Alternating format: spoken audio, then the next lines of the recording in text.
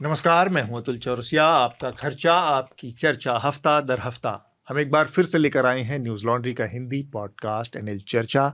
आज की चर्चा में हमारे साथ जो मेहमान जुड़े हैं मैं उनका परिचय कर रहा हूँ। शार्दुल हैं, आनंद हैं और हृदेश हैं। आप सब लोग इनसे परिचित हैं, हमेशा चर्चा में इनको सुनते ही रहते हैं। आप सब लोगों का बहुत बहुत शुक्रिया आज की चर्चा में जुड़ने के लिए और इस बातचीत को आगे बढ़ाने के लिए। इसके अलावा थोड़ी देर में हमारे साथ ऑनलाइन जुड़ेंगे कल्लोल भट्टाचार्य जी। कल्लोल द हिंदू अखबार के सीनियर असिस्टेंट एडिटर हैं, विदेश मामलों के। आपको बात मालूम है कि बहुत सारी चीज़ें विदेश मोर्चे के फ्रंट पर चल रही हैं। भारत का जो सांसदों का प्रतिनिधिमंडल है अलग अलग देशों का दौरा कर रहा है, ऑपरेशन सिंदूर के बाद, भारत पाकिस्तान के बीच जो टकराव हुआ उसके बाद।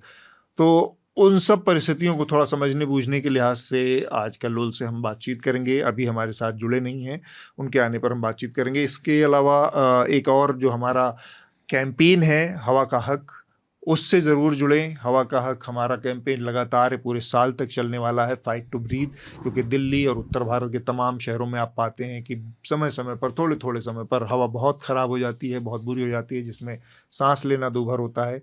और इस बुनियादी समस्या की तरफ हमारे जो राजनीतिक वर्ग है उसका उतना ध्यान नहीं है। उससे निपटने के जो दीर्घकालिक और परमानेंट उपाय हैं वो अनुपस्थित हैं, वो गायब दिखते हैं, या उस तरह की चिंता नहीं नज़र आती है। उस तरफ ध्यान खींचने के लिए, इस समस्या से निपटने के लिए हमारा ये अभियान है। इससे भी जुड़ें। जो सुर्खियां हैं शार्दुल, आप एक बार जल्दी से हमारे पाठकों और श्रोताओं को बताएं। उससे पहले आप लोगों को एक और जानकारी, आप हमें अपने लेटर्स ज़रूर भेजें। आपके पत्रों से हमें इस कार्यक्रम को सुधारने में, उसको बेहतर बनाने में मदद मिलती है। इस हफ्ते भी बहुत सारे हमें लेटर आए हैं, उनको भी हम इस चर्चा में शामिल करेंगे। शार्दुल, इस हफ्ते कम्युनिस्ट पार्टी ऑफ इंडिया माओवादी के सीनियर नेता नंबल केशव राव उर्फ बासवराजू, उनके समेत 27 संदिग्ध माओवादियों को केंद्रीय सशस्त्र बलों ने छत्तीसगढ़ के नारायणपुर में मुठभेड़ में मार गिराया। गृह मंत्री अमित शाह ने बासवराजू को हाईकोर्ट नक्सलवाद की रीढ़ की हड्डी बताते हुए कहा कि साल 2026 के शुरुआती महीनों तक भारत से नक्सलवाद का खात्मा हो जाएगा। बुधवार को उच्चतम न्यायालय ने अशोका यूनिवर्सिटी के प्रोफेसर अली खान महमूदाबाद को जमानत दी, लेकिन उनके ऊपर अदालत ने कई पाबंदी लगाई हैं, जिसमें यह भी कहा गया है कि वे ऑपरेशन सिंदूर या इस मामले से जुड़े कोई भी सोशल मीडिया पोस्ट नहीं कर सकते और साथ ही उन्हें जांच में पूरी तरह से सहयोग करना होगा। मंगलवार को पाकिस्तानी आर्मी के अध्यक्ष आसिफ मुनीर की तरक्की हो गई। अब वो जनरल से फील्ड मार्शल आसिम मुनीर हो गए हैं और वो पाकिस्तान के इतिहास के दूसरे फील्ड मार्शल हैं, और इसका श्रेय उन्होंने भारत का दिया। पर ये भी चमत्कार है, पहली बार कोई जनरल हार कर और फील्ड मार्शल बना है। हाँ, तो जंग हार कर। ये तो पाकिस्तान की सेना की राजनीति तो पता ही है सबको, चलती ही रहती है। गाजा से भी इस हफ्ते लगातार बहुत ही दर्दनाक खबरें आती रहीं। सिर्फ आज की, हम शुक्रवार की शाम को इसे रिकॉर्ड कर रहे हैं, करीब 4:30 बजे से थोड़ा पहले, तो सिर्फ आज के और पिछले 1-2 दिनों में 29 बच्चे और बूढ़े लोग मारे जा चुके हैं, और मरने वालों की कुल संख्या अभी तक जितनी है द गार्जियन के हिसाब से 52 है। और 2 दिन पहले बुधवार को, अगर आप ग्रीनविच टाइम देखें यूरोप के टाइम में, तो यूएन ने कहा था कि अगर ये मदद नहीं पहुंची वहाँ पे जो पीड़ित लोग हैं उन तक, तो करीब 14,000 बच्चे मारे जा सकते हैं। और आज की खबर गार्जियन की जो मैं पढ़ रहा हूँ उसके हिसाब से करीब 29 ट्रक मदद के एंटर हो चुके हैं गाजा में फिलहाल, और ये संख्या लगातार बदलती रहेगी। इसको लेकर पूरे विश्व में अभी भी खींचतान है, और आज हम अगर समय रहा तो इस पर बात भी करेंगे। पुलिस और अन्य एजेंसियों ने हरियाणा की एक यूट्यूबर समेत करीब 10 लोगों को पाकिस्तान के लिए जासूसी करने के शक के अंतर्गत गिरफ्तार कर लिया है। इस मामले में एक देखने वाली बात यह भी रही कि मीडिया का बर्ताव, जैसा सुशांत सिंह मामले में रिया चक्रवर्ती के साथ रहा था, जो पूरी तरह से आरोपियों को लेकर बेतरतीब खबरें चलाना, वैसा ही इस मामले में भी रहा, जिसके बाद हरियाणा पुलिस को एक प्रेस नोट जारी करना पड़ा, जिसमें उन्होंने खासतौर से मीडिया से अनुरोध किया कि वो मनगढ़ंत और उलझुल खबरें ना चलाए। अभी तक ऐसा कुछ भी नहीं है जो मीडिया में चल रहा है वो सत्य नहीं है। उच्चतम न्यायालय ने मध्य प्रदेश के मंत्री और भाजपा के विधायक विजय शाह द्वारा कर्नल सोफिया कुरैशी के खिलाफ टिप्पणी करने के लिए उनके माफीनामे को खारिज कर दिया और उसके साथ ही उनकी टिप्पणियों पर एक एसआईटी जांच बिठाने का आदेश दिया। और ये ज़रूर ध्यान रखें कि इस मामले में भाजपा की ओर से आधिकारिक तौर पर उनकी भर्त्सना करता हुआ या उनके बयान को खारिज करता हुआ कोई भी टिप्पणी भाजपा की तरफ से नहीं की गई है। इनफैक्ट उनके पार्टी के कुछ लोगों ने तो उनका समर्थन में बयान दे दिए थे। तो मिजोरम के मुख्यमंत्री ने मंगलवार को घोषणा की कि मिजोरम भारत का पहला पूर्णतः शिक्षित राज्य बन गया है। 100%, 95%। उन्होंने कहा 95% अगर अच्छा। क्रॉस हो जाता है तो फिर तो वो वो पूर्णतः 100%। शिक्षित माना जाता है। ओके। और उन्होंने बताया कि मिजोरम ने ये लक्ष्य उल्लास, ये एक एब्रीविएशन है और इस स्कीम का नाम है understanding life long learning for all in society, तो उल्लास नाम की स्कीम के तहत हासिल किया है। ओके। मंगलवार को दिल्ली के एक non profit think tank council on energy environment and water ने एक स्टडी जारी की जिसमें उन्होंने कहा कि भारत के 57% जिले अत्यधिक गर्मी की चपेट में आने के खतरे से जूझ रहे हैं और संस्था का कहना था कि ये सब सीधे सीधे जलवायु परिवर्तन से जुड़ा हुआ है। हालांकि मैं बहुत ब्रीफ में बता रहा हूँ, हालांकि इसमें नुआंसेस भी होंगे। तो अगली सुर्खी बेंगलुरु से है। बेंगलुरु पुलिस ने भाजपा नेता अमित मालवीय और अर्नब गोस्वामी के खिलाफ इस्तांबुल कांग्रेस केंद्र को भारत की राजनीतिक पार्टी कांग्रेस का ऑफिस बताने का झूठा दावा करने के चलते एक एफआईआर दर्ज करी। और ये कार्यक्रम पहले 15 मई को हुआ था, लेकिन फिर रिपब्लिक ने बयान दिया कि ये केवल उनके डिजिटल उस पर हुआ था, कोई कार्यक्रम में नहीं बताया गया था। और बृहस्पतिवार को अदालत ने इस पर आपराधिक मामला चलाने पर रोक लगा दी, लेकिन जितना अभी तक कर्नाटक हाईकोर्ट ने कर्नाटक हाईकोर्ट ने आपराधिक मामला बनाने पर रोक लगा दिया, लेकिन सिविल मैटर शायद अभी भी चलेगा। आखिरी सुर्खी जम्मू कश्मीर से है।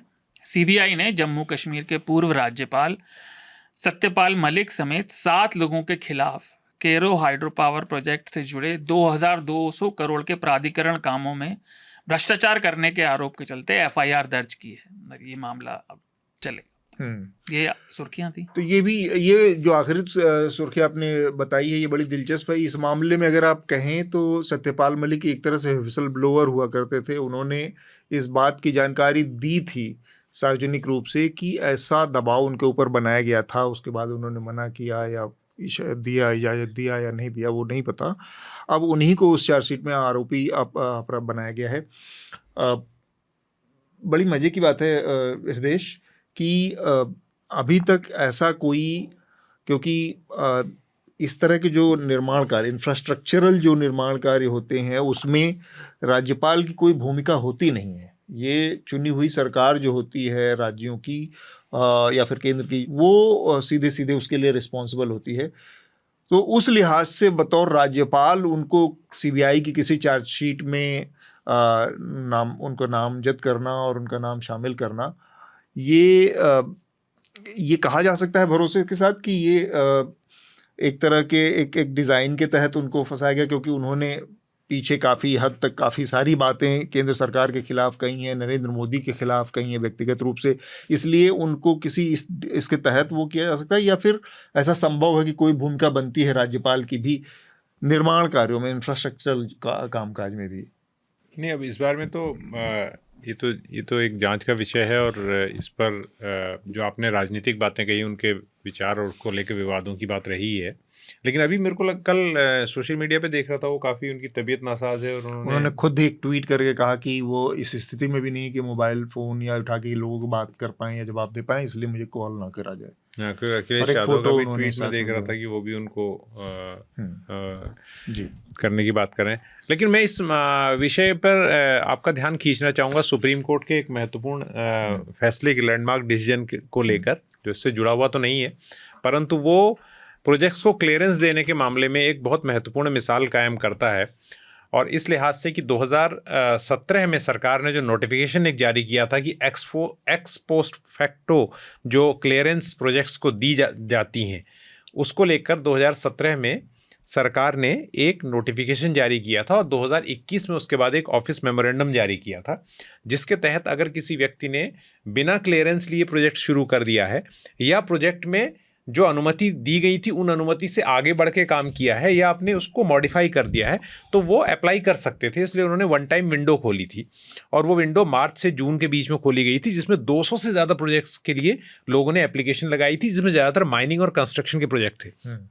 तो उसको स्ट्राइक डाउन कर दिया है कोर्ट ने, सुप्रीम कोर्ट ने। एक बहुत बड़ा फैसला है और ये मामला सिर्फ 2017 के नोटिफिकेशन का नहीं है अतुल, 2010 में 2012 में भी इस तरह के नोटिफिकेशन और ऑफिस मेमोरेंडम जारी हुए थे। तो इस सरकार का तब, क्योंकि मोदी सरकार नहीं आई थी, इस सरकार का कहना था कि हम चीज़ों को under the ambit of law लाना चाहते हैं और इसलिए जस्टिफाई करने की कोशिश की थी, लेकिन सुप्रीम कोर्ट ने कहा कि ये नहीं चलेगा। और ये इसके लिए सबसे बड़ी बात उन्होंने, जो आप न्यूज़ लॉन्ड्री पर कार्यक्रम भी चला रहे हैं हवा का हक, कोर्ट ने बड़ी इंपॉर्टेंट ऑब्जर्वेशन दी है। उसने कहा है आर्टिकल 14 और आर्टिकल 21 का उल्लंघन है, क्योंकि आपको किसी के राइट को, जो right to life and liberty जो है, जीने का अधिकार है जो है, उसके खिलाफ है। क्योंकि जब आप इस तरह के प्रोजेक्ट चलाते हैं, आपको पता है, तो बहुत सारे वायलेशन करते हैं जो एयर पोल्यूशन, वाटर पोल्यूशन और बहुत सारे समस्याएं खड़ी करते हैं। तो इस लिहाज से एक छोटी सी, लेकिन बहुत छोटी नहीं, काफ़ी बड़ी महत्वपूर्ण खबर है, पर हम छोटे में दर्शकों को इससे कह रहे हैं। और जो लोग ने अभी इसको फॉलो नहीं किया है काम की व्यस्तता की वजह से, वो जाकर इसके बारे में काफ़ी कुछ लिखा जा चुका है, तो वो पढ़ सकते हैं। तो हम अपने अगले विषय की तरफ बढ़ते हैं, जो कि हमारा मुख्य विषय है। सबसे पहले हम गज़ा में जो हालात हैं उनके ऊपर बातचीत की शुरुआत करेंगे, और इसके बाद हम जो सात हमारे एमपीज़ का जो डेलीगेशन अलग अलग हिस्सों में देश दुनिया के गया है वो, और साथ में जो ये क्या कहते हैं, हमारे यूट्यूबर्स और जासूसी की घटनाएं सामने आई हैं, वो उसका भी मामला हुआ है, उस पर भी बात करेंगे। और हाँ, साथ में रेड कॉरिडोर का जो इशू हुआ, जिसमें पिछले कुछ दिनों मई महीने, मतलब ये जो 2025 का साल है, इसमें बड़ी भारी संख्या में नक्सलवादियों का सफाया करने का दावा सरकार ने किया है। अब तक इस साल में करीब 185 नक्सलवादी मारे गए हैं, ऐसा सरकार का दावा है। और हाँ, मतलब जो सशस्त्र विद्रोही हैं, और सरकार का ये दावा है कि उन्होंने ऑलमोस्ट काबू कर लिया है पूरे नक्सलवादी जो से प्रभावित, माओवाद से प्रभावित जो इलाके थे, उन पर नियंत्रण कर लिया है, और बहुत जल्दी ये अभियान अपने अंतिम निष्कर्ष तक पहुंच जाएगा। तो ये दोनों विषय हैं, लेकिन सबसे पहले गज़ा वाली जो स्थिति है उस पर हम बात करते हैं, जो कि हमास के एक्शन के बाद से आज से करीब 1.5 साल पहले जो स्थिति शुरू हुई थी अक्टूबर 2023 में, अब तक यूएन की एक रिपोर्ट कहती है कि इस मामले में यहाँ पर जो कॉन्फ्लिक्ट हुआ है उसमें अब तक 28,000 लोगों की मौत हो चुकी है। और ये अपने आप में बड़ी चिंता की बात है कि पश्चिमी जो देश हैं, जो मतलब सो कॉल्ड पीस के और कंजर्वेटर हैं और उसके रक्षक माने जाते हैं और हर मामलों में दखल रहता है, उसका पूरा का पूरा रवैया जो है इस मामले में बड़ा दोहरा सामने उभर कर आता है। जब फ़लस्तीन के मसले पर इज़राइल की कार्रवाइयों को आप देखते हैं, सबसे बड़ी जो चिंता की बात है इसमें उसको हमें थोड़ा सा समझने की ज़रूरत है कि इस समय जो गज़ा में हालात हैं वहाँ पर पूरी तरह से एक कॉर्डन ऑफ सिचुएशन में जो लोग रह रहे हैं, करीब 12 से 15 लाख के बीच में आबादी है, और उसको पीने के पानी की सुविधा नहीं। वहाँ पर जो पीने के पानी की सप्लाई का जो सबसे मेन एक संयंत्र था, वहाँ पर पावर कट की स्थिति हो गई है अब। और एक बीबीसी की रिपोर्ट है, बड़ी दिलचस्प रिपोर्ट है, इसमें 3 हिस्से दिए गए हैं, और गज़ा की जो टोटल पॉपुलेशन है करीब 15 लाख की, उसमें 24% आबादी इस समय उस स्थिति वो है जो कि फूड शॉर्टेज की वजह से बहुत गंभीर हेल्थ संकट से गुजर रही है, और उसके अंदर जो भूखमरी के बहुत सारे सिम्टम आ गए हैं। इससे भी ज़्यादा इम्पॉर्टेंट है कि जो 54% आबादी है इसमें से, वो सिवियर फूड क्राइसिस को झेल रही है, और उसमें मेल न्यूट्रिशन के केसेस बहुत हाई, मतलब बहुत ऊपर जा चुके हैं। और एक है कैटास्ट्रॉफिक लेवल, जो कि 22% आबादी है, वो 22% आबादी इसमें है, जो कि लगभग उसमें डेथ की शुरुआत हो गई है, भूखमरी के कारण मौतें उनमें हो रही हैं। ये हालत है गज़ा की आज की तारीख में। और इस हालत में भी दुनिया कोई इजराइल के ऊपर प्रेशर नहीं बना पा रही है, और एक आदमी मतलब ट्रंप के ऊपर, चाहे आप जो भी कहें उनके बारे में, हर तीसरे दिन, हर दिन, मतलब तीसरे दिन भी क्या, हर दूसरे दिन उनका भारत पाकिस्तान की लड़ाई में एक बयान आता है, लेकिन उस आदमी का इजराइल की तमाम जो गतिविधियां हैं, उनकी जो एक्सेसेस हैं, उस पर कोई बात नहीं, कोई कंट्रोल नहीं, कोई नियंत्रण नहीं है। ये हालत है, और लगभग एक सामान्य बात बन गई है। जो पिछले दिन हुआ, मतलब कल की जो खबर है, उसमें एक साथ 87 लोगों की मौत हुई है एक इजरायली हमले में, 87 फिलिस्तीनियों की। और इस तरह की खबरें रूटीन इंटरवल पे आती रहती हैं कि लगातार मौतें हो रही हैं।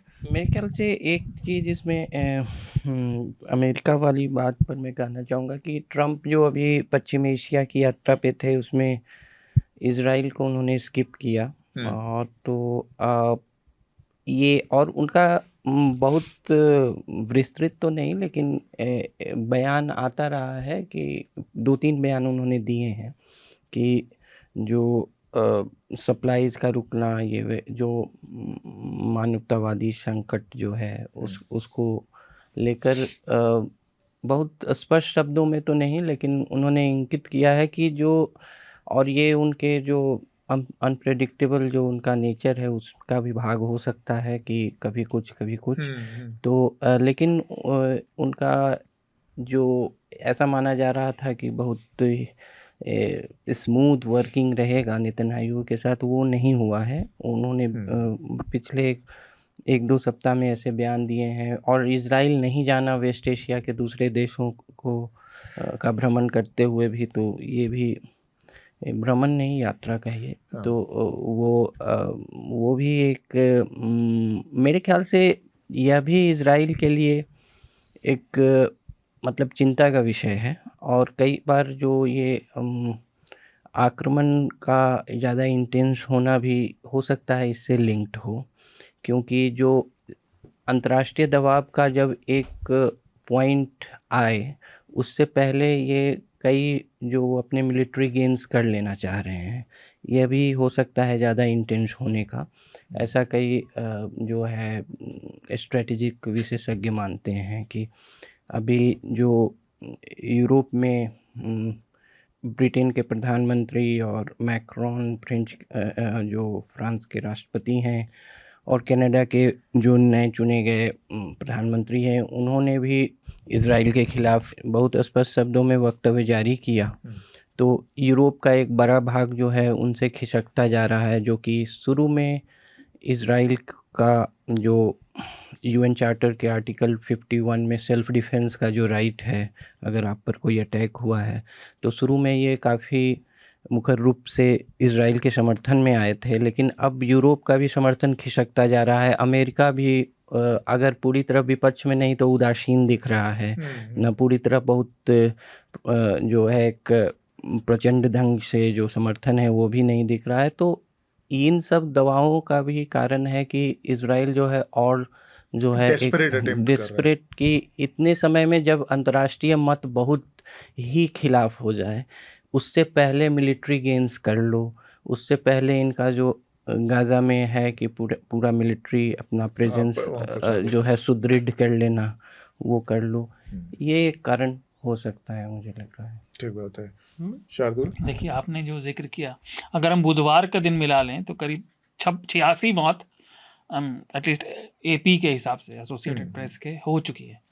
और अगर आप चित्र देखेंगे तो लाइक वो जो एरिया पहले ही नेस्तो नाबूद लगभग हो चुका है, रहने खाने की बिल्डिंग सारी ऑलरेडी, उसको भी और एक के बाद एक मिसाइल और बम पूरी तरह बिल्कुल बिल्कुल मलीद कर देना, जैसे कहते हैं ना, कुछ बचे नहीं वहाँ खड़ा।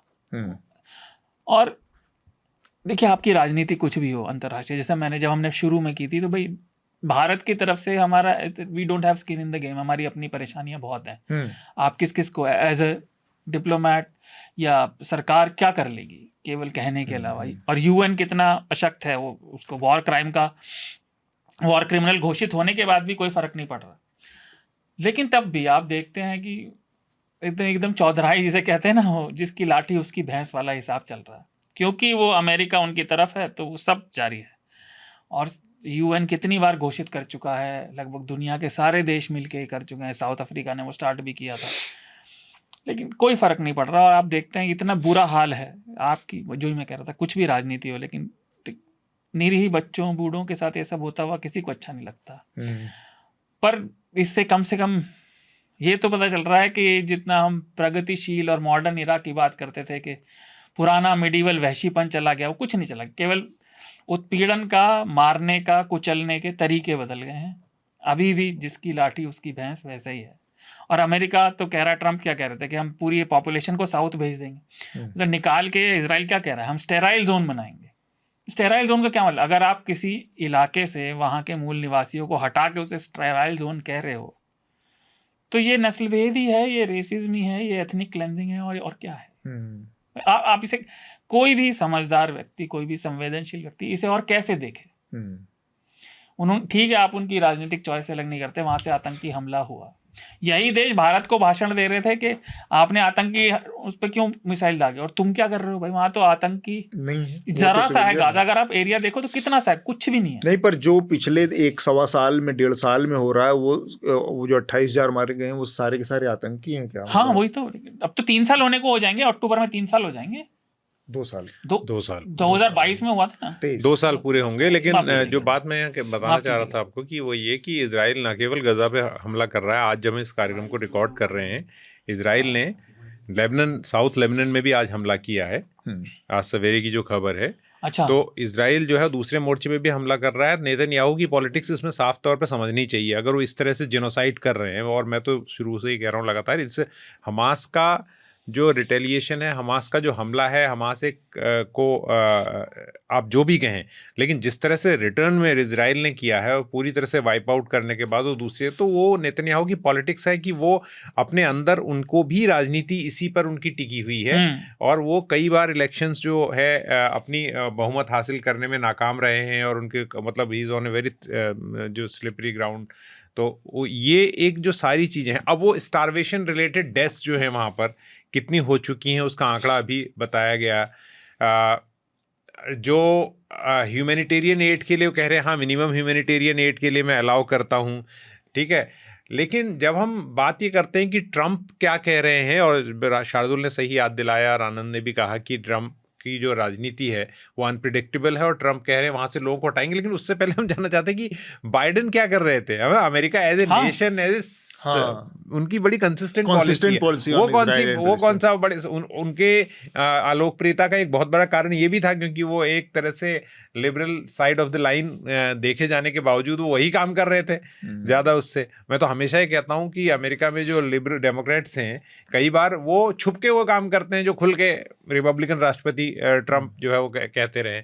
तो इसका पूरा उनको फायदा मिल रहा है। आज जो ये इजराइल कर रहा है पूरी तरह से, एक तरह से अमेरिका का ही किया धरा है, और उसी के शय पर सब हो रहा है। इसमें किसी को कोई दो राय नहीं होनी चाहिए। इसका पॉलिटिकल सॉल्यूशन खोजने के लिए साथ आना चाहिए। अब अमेरिका का सबसे बड़ा बेस वहाँ कतर में है, कतर बैठा हुआ है, ठीक है। और इस पर हम बात करते रहेंगे तो काफी लंबी बात होगी। आई विश हमारे नहीं, हमारा ये क्योंकि इस पे इसलिए भी बात करने का एक वो था कि हिंदुस्तान ने भी के साथ भी अभी जब एक कॉन्फ्लिक्ट हुआ, और उसमें जिस तरह से जो रवैया सामने आया, मैं उस रवैये के दोहरेपन की बात करना चाह रहा हूँ कि वेस्ट का रवैया जो है अलग अलग इतना, और वो बात जाती है फिर कि जो डिहाइफिनेशन की बात होती है, हम उस पर ही अब अपने उस पर जाएंगे। जो कॉन्फ्लिक्ट हुआ, उसके बाद सीज फायर हुआ, उसमें ताज़ा डेवलपमेंट ये है भारत पाकिस्तान के मसले में कि भारत ने तय किया है कि वो विपक्षी और सत्ता पक्ष के सारे मिक्स एमपीज़ का 7 लोगों का 7 डेलीगेशन अलग अलग दुनिया के अलग अलग हिस्सों में भेजेगा। और इस समय वो सारे डेलीगेशन अपने दौरों पर हैं, अलग अलग दुनिया के हिस्से में गए भी हुए हैं। इसके अलावा खुद देश के जो हमारे विदेश मंत्री हैं एस जयशंकर, वो यूरोप के दौरे पर थे, डेनमार्क और तीन देशों के दौरे पर थे 6 दिन के लिए, 6 या 7 दिन के लिए जो भी। तो ये सब चल रहा है विदेश नीति के मोर्चे पर।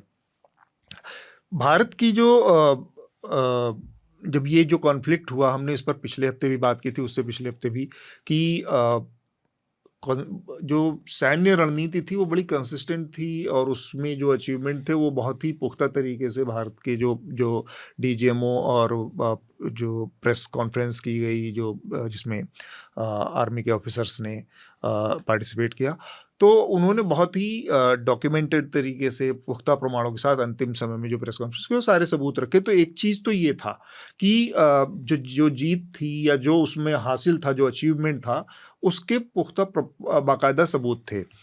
दूसरी तरफ हम पाकिस्तान का भी देख पा रहे थे, देखा हमने कि जो उनकी फाइनल ब्रीफिंग थी, कहीं पर उसमें कोई सबूत नहीं था। तो ये तो एक हुई कि मिलिट्री सक्सेस, जिसमें बहुत साफ दिख रहा था कि भारत ने उनके एयर बेसिस को, और कुछ सवाल हमारे ऊपर भी हैं, मसलन उसमें जो है कि हमारे तरफ के कितने जेट गिराए गए, उसमें रफेल को गिराया गया कि नहीं गिराया, और वो अगर गिरा तो उसकी क्या स्थिति है। उस पर जो हमारी तरफ से एयरफोर्स के जो अधिकारी थे, उन्होंने ये ज़रूर कहा कि जब लड़ाई होती है तो नुकसान होता है, लेकिन वो नुकसान को आपको इस तरह से देखना चाहिए कि हमने उसमें अचीव क्या किया, और हमारे सारे के सारे पायलट और सारे सैनिक वापस अपने लौट आए हैं। तो इसका मतलब इससे अंदाज़ा लगाया जा रहा है कि कुछ जेट्स का नुकसान हुआ है। अब क्या हुआ एक्चुअल स्थिति ये सरकार को, उसके बाद सरकार को अब जो दूसरा मोर्चा था, जो विदेश नीति का मोर्चा था, जो कूटनीति का मोर्चा था, राजनयिक मोर्चा था, वहाँ पर जब बात आई इस बात को लेने की, तो वहाँ पर एक चीज़ साफ साफ एक गैप दिख रहा है कि भारत उस नैरेटिव बिल्ड, जो आप कहें नैरेटिव का की जो रेस है उसमें कहें, या आप कहें पर जो पूरा ऑप्टिक्स की बात है, वहाँ पर भारत एक तरह से पिछड़ता दिखा। और पाकिस्तान उसमें जैसे 2-3 मोर्चों पर विदेश नीति के बहुत साफ एक वो दिखा कि जिसमें हम पाकिस्तान के मुकाबले पीछे उठे। पाकिस्तान को इनफैक्ट उसमें कहा जाएगा कि एक तरह से सफलता मिली। एक तो ये कि किसी तीसरे देश की कोई भूमिका नहीं होगी, ये भारत का कंसिस्टेंट वो था, लेकिन उसमें ट्रंप और अमेरिका और ये लगातार घुसे। तो एक यहाँ पर समस्या है। दूसरी समस्या है कि भारत जब लगातार ये दावा करता है, वो एक रीजनल ताकत होते हुए, एक बड़ी ताकत होते हुए, दुनिया की 5वीं सबसे बड़ी अर्थव्यवस्था, जो अगले कुछ दिनों में 4थी सबसे बड़ी अर्थव्यवस्था बन जाएगा, इसमें वो अपनी बात कहते हुए जब कहीं कोई कॉन्फ्लिक्ट होता है, तो वो इस स्थिति में नहीं दिखा कि वो सीधे सीधे डील कर रहा है। कहीं न कहीं अमेरिका की भूमिका सामने आई, कहीं न कहीं बाकी देशों की भूमिका सामने आई। एक तो ये, और दूसरे बड़ी एक चूक वो रही कि जो मीडिया को बैन करने की स्थिति थी। मसलन हमने पता किया या हमारी जानकारी में जितनी चीज़ें आई हैं, उसमें पाकिस्तान ने कोई मीडिया बैन नहीं किया, हिंदुस्तान का कोई ट्विटर बैन नहीं किया। और मैं ये नहीं कह रहा हूँ कि इसका नफ़े नुकसान पर मैं इसके बाद में आऊँगा। भारत ने इमीडिएटली पाकिस्तान के तमाम बड़े उसको ब्लॉक किया, उनके मीडिया हाउसेस को ब्लॉक किया, उनके एक्सेस को ब्लॉक किया। इसने एक किस्म से भारत को बहुत बड़ा डैमेज पहुंचाया। जैसे कि पाकिस्तान में सब अवेलेबल था, वो आउट ऑफ कॉन्टेक्स्ट में देख रहा था कि जो व्योमिका सिंह थी या कुरैशी थी या जो हमारे फॉरेन सेक्रेटरी थे, इन लोगों के वीडियोस को आउट ऑफ कॉन्टेक्स्ट चीज़ें काट के, इवन डीजीएमओ की ब्रीफिंग में हिस्सा कट करके आउट ऑफ कॉन्टेक्स्ट चलाया गया कि देखिए ये एक्सेप्ट कर रहे हैं, ये मान रहे हैं, जबकि उसके आगे पीछे बहुत सारी दूसरी चीज़ें थी। ये चीज़ भारत के मीडिया के पास, भारत के लोगों के पास, भारत के सोशल मीडिया इन्फ्लुएंसर्स के पास ये एक्सेस ही नहीं थी, क्योंकि आपने पूरी तरह से बंद कर दिया था, ब्लॉक कर दिया था मीडिया का, एक कोई एक्सेस नहीं थी पूरे टाइम पे। तो जब आप एक बड़ी ताकत हैं एक इलाके में, आप एक बड़े देश हैं, तब आप का ये जो पूरा मीडिया के ऊपर जो कंट्रोल करने का या उसको जो दबाने का आपका जो टेंडेंसी है, लगातार ये जो भावना है, वो बहुत बड़ा एक काउंटर प्रोडक्टिव इसमें साबित हुई है। खासकर आपकी पूरी के पूरी विदेश नीति में ये बात झलकती है। दूसरा हिस्सा इसका विदेश मंत्री एस जयशंकर के बयान से पैदा हुआ, जिसमें बड़ी ज़्यादा काफ़ी राजनीतिक छिछालेदर मची है। जो उनका कैमरे पर दिया गया वो बयान है कि उन्होंने अटैक करने से पहले पाकिस्तान को सूचित किया था। रीहाइफनेशन जो हो रहा है भारत और पाक का, वो तो एक स्तर पर सही है कि ऐसा हो रहा है, लेकिन इस तरह की स्थिति जो है, जो कि सर्जिकल स्ट्राइक के बाद उससे थोड़ा सा इंटेंस मिलिट्री एक्टिविटी, ये भी अनप्रेसिडेंटेड है। इसको भी हमने देखा नहीं है इस 71 के बाद भारत की सबसे बड़ी सैन्य कार्रवाई है ये। नहीं, 71 के बाद कारगिल लड़ चुके हैं हम हाँ, लोग। कारगिल 99 के बाद कारगिल के बाद।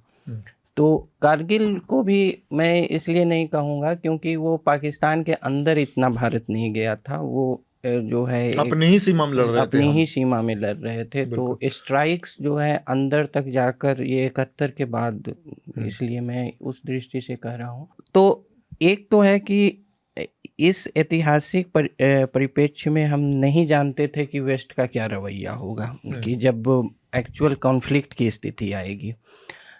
वे आपने जैसा कहा, वेस्ट हमेशा जो है टेररिज्म को दो प्रिज्म से देखता है। उनके ऊपर जो आतंकवाद है वो जैसे उनके वे ऑफ लाइफ में कोई इंटरफेरेंस है, और भारत में जो पाकिस्तान का आतंकवाद झेल रहा है वो किसी तरह से उनके लिए एक है कि ये दक्षिण एशिया के दो बिगड़ैल बच्चे आपस में लड़ रहे हैं।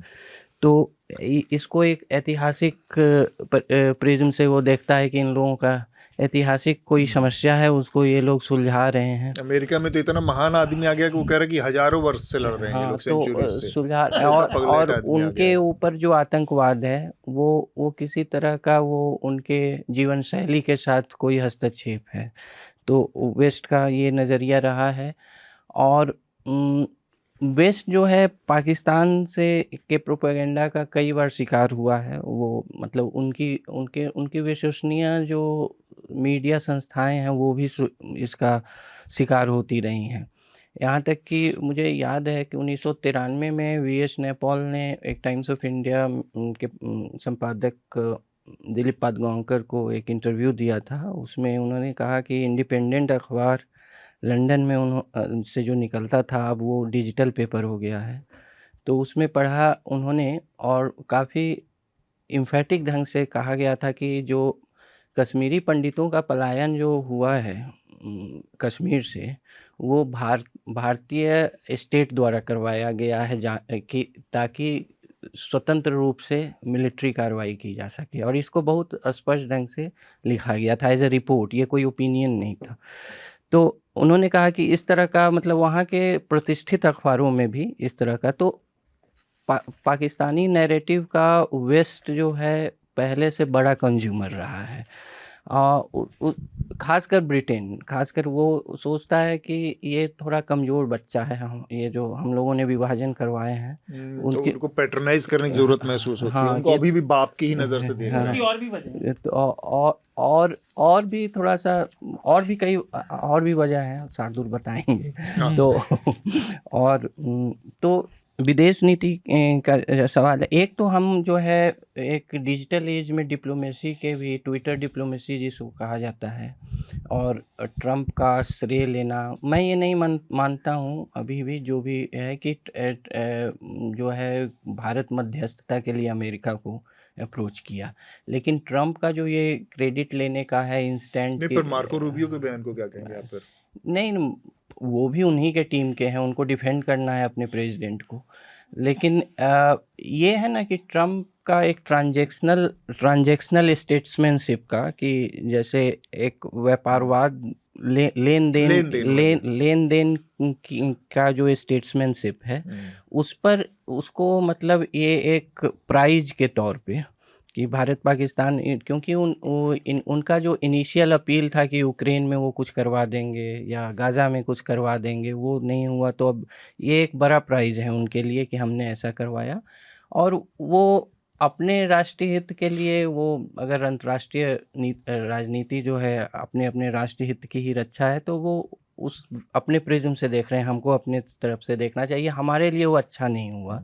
हमारे लिए दो चीज़ें उसमें खराब हुई। एक तो रिहाइफनेशन जो आपने कहा, और दूसरा कि हमने जो है मीडिएशन का एक शब्द आने दिया इसमें। मतलब हालांकि बाद में भारत ने उसका कई बार खंडन किया, विदेश सचिव ने किया और प्रवक्ता ने किया, या और विदेश मंत्री ने खुद ने, आज भी कोई इंटरव्यू चल रहा है उसमें भी खंडन किया। तो वो एक जगह है। लेकिन ये हमारी, और ये जो हम लोगों ने डेलीगेशन भेजा है, ये जो हमारे आज मेहमान हैं कलोल, इन्होंने एक अच्छा लेख मतलब रिपोर्ट लिखा है हिंदू में। उसमें उन्होंने 90 के दशक में हम लोगों ने जो 2 डेलीगेशंस इस तरह के भेजे, एक यूएन में 1993 में जो डॉक्टर मनमोहन सिंह की अध्यक्षता में गया था, और वो भी सर्वदलीय था। और उस समय कश्मीर पे जब ह्यूमन राइट्स डिप्लोमेसी के एक इंस्ट्रूमेंट के तौर पे यूज़ होने लगा कि, और उसमें पंजाब को भी रखा गया KPS गिल के समय, तो पाकिस्तान ने उसको मुद्दा बनाया। और दूसरा वाजपेयी की अध्यक्षता में नरसिम्हा राव ने भेजा था। तो वो उसमें भी कश्मीर का एक मुद्दा था, और उसमें कई लोग थे, सलमान खुर्शीद जो इस बार भी हैं, और हामिद अंसारी जो बाद में उपराष्ट्रपति बने वो थे, और एक दो लोग और थे। तो इसका भी प्रेसिडेंट है कि भारत ऐसा शब्द भेजता रहा है, और ख़ासकर इसी मुद्दे पे पाकिस्तान का, जैसे कलूल लिखते हैं कि पाकिस्तान का उस समय था कि UN में जो ह्यूमन राइट्स काउंसिल है उसमें भारत को की पराजय करवाया जाए, रेजोल्यूशन को डाल के डिफीट कराया जाए। तो भारत जो है ईरान को कन्विंस करके और वेस्ट एशियन नेशंस को अपने साथ लिया, और उसको भारत ने जो है विफल किया पाकिस्तान के तो इसीलिए नरसिम्हा राव इस आशंका में आकर ये सर्वदलीय मंडल जो था भेजा था उन्होंने। तो ये है, और क्या है आप हृदय बोलेंगे? मैं हृदय बोले उससे पहले मैं उस वाली लाइन पे जो हम इसमें मिस कर रहे हैं, जो बयान है एस जयशंकर का, और उसको वो एक पॉलिटिकल स्लगफेस्ट हो गया, लेकिन ये बयान एक ट्रेंड डिप्लोमेट मेरे ख्याल से एस जयशंकर का, अब शब्दों का क्या उनका मेरे ख्याल से उसमें उद्देश्य था इसको काउंटर टेरर ऑपरेशन की तरह दिखाना, ना कि युद्ध की तरह दिखाना। तो उन्होंने कहा कि हम काउंटर, और वो मेरे ख्याल से ये भी था कि वो जो है फॉरेन ऑडियंस के लिए था कि हमारा काउंटर जो है टेरर मेजर था, और इसीलिए हमने पाकिस्तान को पहले सूचित किया। लेकिन वो बयान तो भारत की धरती पर दिया गया है और डोमेस्टिक ऑडियंस है, और दूसरी बात है कि आज वो युग नहीं है कि आप शायद वो वाशिंगटन में भी देते तो भारत के हर कोने में गूंजता। नहीं, वैसे तो, आप बिल्कुल सही कह रहे हो। पाकिस्तानी मीडिया जो आपने कहा उनका इंटेंशन हो रहा था, और पाकिस्तानी मीडिया ने भी उसको यूज़ किया है। मैं देख रहा था पाकिस्तानी मीडिया में भी एक्सपर्ट बैठ के दिखाने की कोशिश कर रहे थे कि भैया इन्होंने तो हमें पहले ही बता दिया था। लेकिन मैं जो यहाँ बात कहना चाहता हूँ कि मैं जो अभी दिखाना चाहता था आर्टिकल आपको, ये दो जो मेरी आज की रिकमेंडेशन भी हैं, निरुपमा राव ने जो 2 आर्टिकल लिखे लगातार 2 दिन इंडियन एक्सप्रेस में, उन्होंने 2 बातों को बहुत अच्छे से रेखांकित किया। पहला ये कि जब सड़क में 2 गुंडों की लड़ाई होती है ना, फिर एक आदमी दो लोगों की लड़ाई होती है, माफ़ कीजिए, तो उसमें ऐसा सीन बन जाता है जैसे 2 गुंडों की लड़ाई है, चाहे उसमें एक आदमी बड़ा संभ्रांत हो और दूसरे का काम हर रोज लड़ना हो।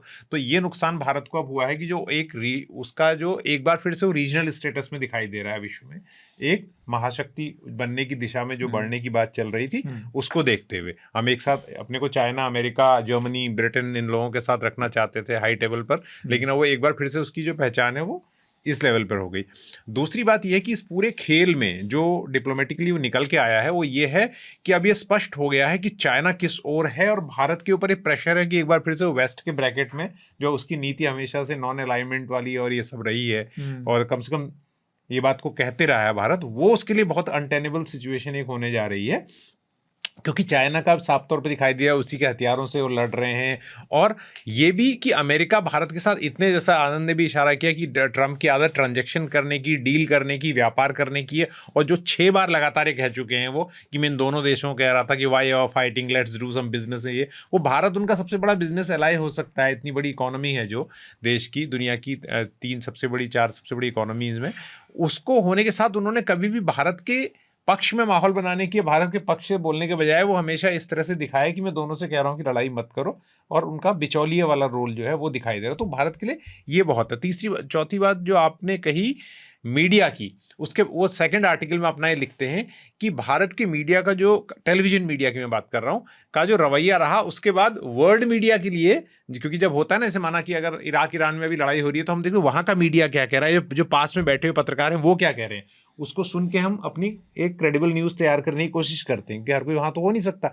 लेकिन भारत की टेलीविजन मीडिया का उस वक्त जो लगातार जो लाइव रियल टाइम ब्रॉडकास्ट कर रहे थे, उनका इतना बुरा हाल था कि they turn to other sources of information, और वो अदर सोर्सेज में पाकिस्तान भी था, और पाकिस्तान ने इतनी क्लियर मैसेजिंग की कि भारत की सरकार जो कर रही है, भारत की सरकार को तो पता था, लेकिन हमारे मीडिया के नाकारापन के कारण वो विश्व को पता नहीं चल पाया। Exactly. ये उन्होंने बहुत इंपॉर्टेंट पॉइंट बनाया है कि हमारे मीडिया की इस हाइपर नेशनलिज्म की वजह से भारत की सरकार और भारत की ब्यूरोक्रेट और भारत की स्ट्रेटेजिस्ट जो अच्छा काम कर रहे थे उसके बारे में हम विक्टिम हो गए कि दुनिया को पता ही नहीं चल पाया, क्योंकि our sources of information in real time were so discredited कि विश्व के दूसरे मीडिया से अरे इनको क्या देखना है, कहीं और से लो। और पाकिस्तान ने इसका फायदा उठाते हुए क्लियर मैसेजिंग करने की कोशिश की। ये मैं उनके आर्टिकल से कोट कर रहा हूँ, ये मेरे शब्द नहीं। तो ये एक बहुत इंपॉर्टेंट बात मुझे इसमें लगी। तो और जो इससे पहले वाली बात की उसमें दोहराना चाहूंगा कि चाइना ने जो ट्रायंगल एक शेडो बन गया है कि पाकिस्तान और चाइना के साथ भारत का जो दोहरे मोर्चे पर लड़ाई खुलने का, वो उसके आधार में भारत को न केवल अपनी सैन्य शक्ति को बढ़ाना पड़ेगा बल्कि भारत को अपने सैन्य शक्ति का मतलब आक्रामक शक्ति को, बल्कि डिफेंस के लेवल पे भी भारत को बहुत मजबूत। एक चीज मैं बोल रहा हूँ कि वो महाशक्ति की का जो एस्पिरेशन वो सब तो सही है, लेकिन जो आप अपनी ज्योग्राफी नहीं बदल सकते। तो भारत जो है बहुत होस्टाइल नेबरहुड से घिरा हुआ है, ये तो स्पष्ट है ही। एक तो पाकिस्तान है, चाइना है, और मेरे ख्याल से इस पर बहुत वाचफुल भारत को रहना है कि जो ईस्ट में अभी बांग्लादेश की स्थिति है और पाकिस्तान के पास अब ये बहुत बड़ा प्रलोभन है कि बांग्लादेश में जिस तरह का रेजीम स्थापित हो रहा है वो उसको कोऑप्ट करे अपने जो मकसद के लिए, क्योंकि इतने जो भी एस्पायरिंग पावर्स हैं वो इतने मुश्किल जो नेबरहुड से नहीं घेरा हुआ है और बहुत होस्टाइल नेबरहुड से घिरा हुआ है। और ये भारत के जन्म के साथ ही भारत को पता था, गांधी के रहते हुए ही भारत ने पाकिस्तान से पहला युद्ध लड़ लिया था 1947 का 48 में। 1947 में ही कर दिया था, तो दूसरे ही दिन आ गए थे कबाइली। तो 1947 में ही। और एक जैसे कि अभी गोपाल कृष्ण गांधी वाली किताब में लिखा है कि 1948 में भारत ने एटॉमिक एनर्जी वाला कमीशन स्थापित कर लिया था और नेहरू ने बाद में पार्लियामेंट में ये कहा था, उनको पैसिफिस्ट माना जाता है लेकिन वे इस खतरे से अनभिज्ञ नहीं थी कि हम जो हैं अगर हम पर कोई न्यूक्लियर ये सब का जो उपयोग हमारे खिलाफ किया जाएगा तो हम पीछे नहीं हटेंगे।